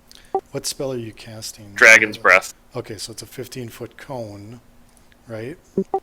Yep. So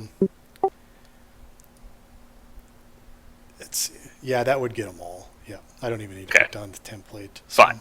So, are you all ready? Yep. Get them. All right. I'll get one attack, right? You Well, were yeah. saying- So I just don't want. Yeah, I just want to be here first. So I'm gonna Dragon's Breath these. Okay, go ahead.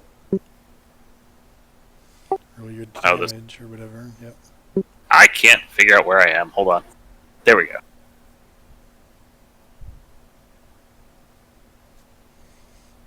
That's not- nice. Doing.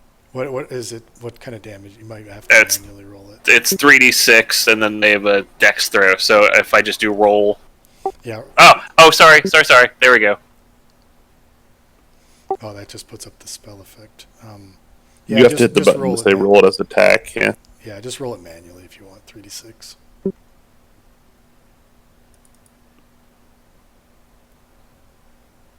Okay, 10, and I got 3 deck saves starting at the top. I think I'm a 15. So the only one that made it was the one right next to you. The other 2 will take 10 damage.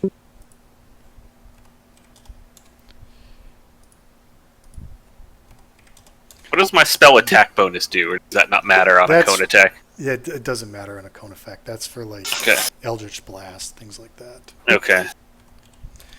Okay, so these 2 got burned severely, and this one got burned a little bit. He kind of ducked out of the way. Are they at half? None of them are bloodied yet. No. Damn it! All right, do your things. Okay, next person. So I'm gonna attack the guy in front of me. Do I have advantage on this? Yeah, I mean, you're completely stealth and sneaking up on him. I'll definitely give you advantage. Okay, that's good because I have 2 dice rolls. My first one was a 2, and my second d20 is a 20, so it will be a Okay. crit actually. So, All right. This dude is gonna melt. I'm just telling you, the dude is gonna melt. so the first damage is going to be 10, 13, 14 plus all my sneak attack damage. Hang on. Is that doubled, Yeah, Or is it- I rolled. I rolled. or shit is that, dice or on is that my not how D4. crits work anymore? You roll an extra dice. So if you're like hitting with a longsword, and Yeah. your longsword does like 1d8 plus 2 because of your strength, your crit bonus would just be an additional 1d8 without the strength bonus. Ah, okay. I missed double. 42 damage total. Yeah, he's dead. Yeah, I was just saying, dude's gonna melt. You did essentially coup de grace that guy. You just slit his throat and he slumped. Next. Go ahead, Chris. Yeah, I'll go. This guy that ducked out of the way. People I aren't saw him allowed to duck do out of that. the way, so I'm gonna get him.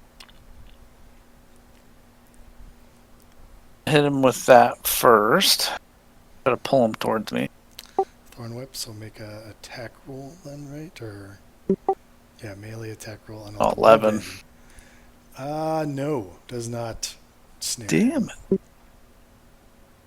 Go up in front of little buddy. Give this guy the shillelagh. I mean, we're still gonna roll initiative and like probably Yeah. Maraba's still gonna kill a bunch of other people before we go and again. I give you advantage on these attacks, so that's a 17. You do hit them, so 6. I can't believe you rolled double 11s on that Thorn Whip. Yeah, what? My dice are back. They're back. All right, so that guy's bloodied now. I think that's the end of your turn, right? Yeah. Okay, Algrim. Then after this fight, we'll call it a night. So Yeah. That one right there, I'm gonna cast Slayer Fray on him. okay, I'm attacking with the crossbow. that hits. 19 damage. That'll kill him. Then I'm gonna use my other attack to attack the other one. Which one? The already injured one? The Yeah. already blooded? I can't see the other. Yeah, so the already bloodied one. Yeah. Yep, that'll hit. And I forgot to move my Slayer's mark to him, so my Slayer's Prey. So just 5 damage. I think you only get one bonus action around though, right? Right, yeah, guys, I can't move you it do. Yeah, next round. exactly. So, all right, and then that's everybody. So now it's Yep. initiative.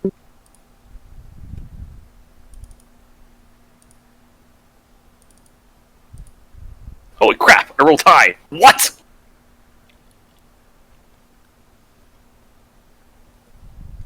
I was gonna say, we really want these guys dead. Those poor bastards. All right, well, Maraba, you're up. You're gonna have advantage on someone no matter what you do, basically.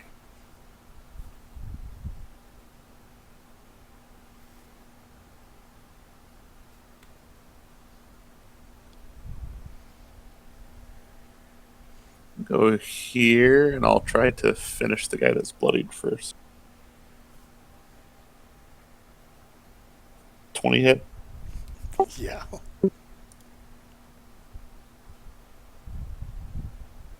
Is this your first attack without sneak attack? Or do I provide you? You, Flanking. I'm getting it via Zir right now. Even though he's next to, not on the opposite Yeah, side? you don't have to be flanking for sneak attack. Oh my Just God, that's within 5 crazy. feet. Yep. 24. Yeah, he's dead. He did. And the class feature of the swashbuckler basically makes it to where anytime you wouldn't have had sneak attack before, you get it. So it's Yeah. pretty much guaranteed sneak attack. Is that it? I will take the disengage action just since don't have a lot of hit points then and get around the corner. So, How many hit points do you have? 24 out of 32 right now. How do I have more hit points than the rogue? Explain this to me. Brennick. Because I only have 11 Oh, let's see. constitution. We'll try the old Thorn Whip again.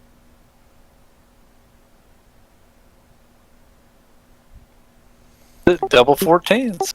And that misses. Good grief. There's those your attack dice. Exactly. Here we go again. We go. Boy, that'd have been great if I could actually. Hey, 28-7. Yeah, that'll hit. Yet lives, though. That's it. Quentin, can you finish him off? What do you think? Do.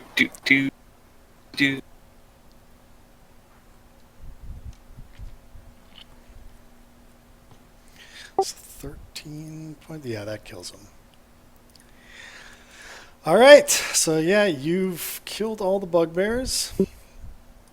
In these boxes in this area, you find unprocessed sulfur or ground down industrial grade sulfur powder. So they were taking unprocessed sulfur, grinding it down, making it sort of industrial grade, packing it back in these boxes, and putting it on the rail cart. That's what. What would you use this for besides, spell command? Who knows? Yeah. I'll move on too. They each had 90. Wow, these guys were rich. They each had 10 gold on them, so you have 40 gold. Rich Nice. bugbears, yeah. We just got done looting somebody. Anything else? Yeah, I mean they each had weapons that they never got to use. They all had morning stars.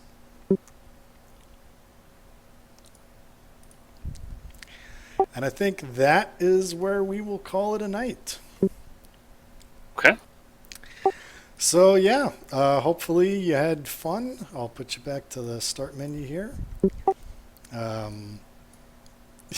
Hopefully you're getting more into the story than we did for the giant one this time. So, or at least it's easier to follow along. But yeah, that's how we kind of play Rathan. So hopefully you got a feel for that. Okay. And that's where we will pick it up 2 weeks from now in that very same room, probably with Amora magically appearing somehow with you. So Poof, what do you want? Poof, what do you want? Mark my spells down. I have a question for you too. Yep. Since the past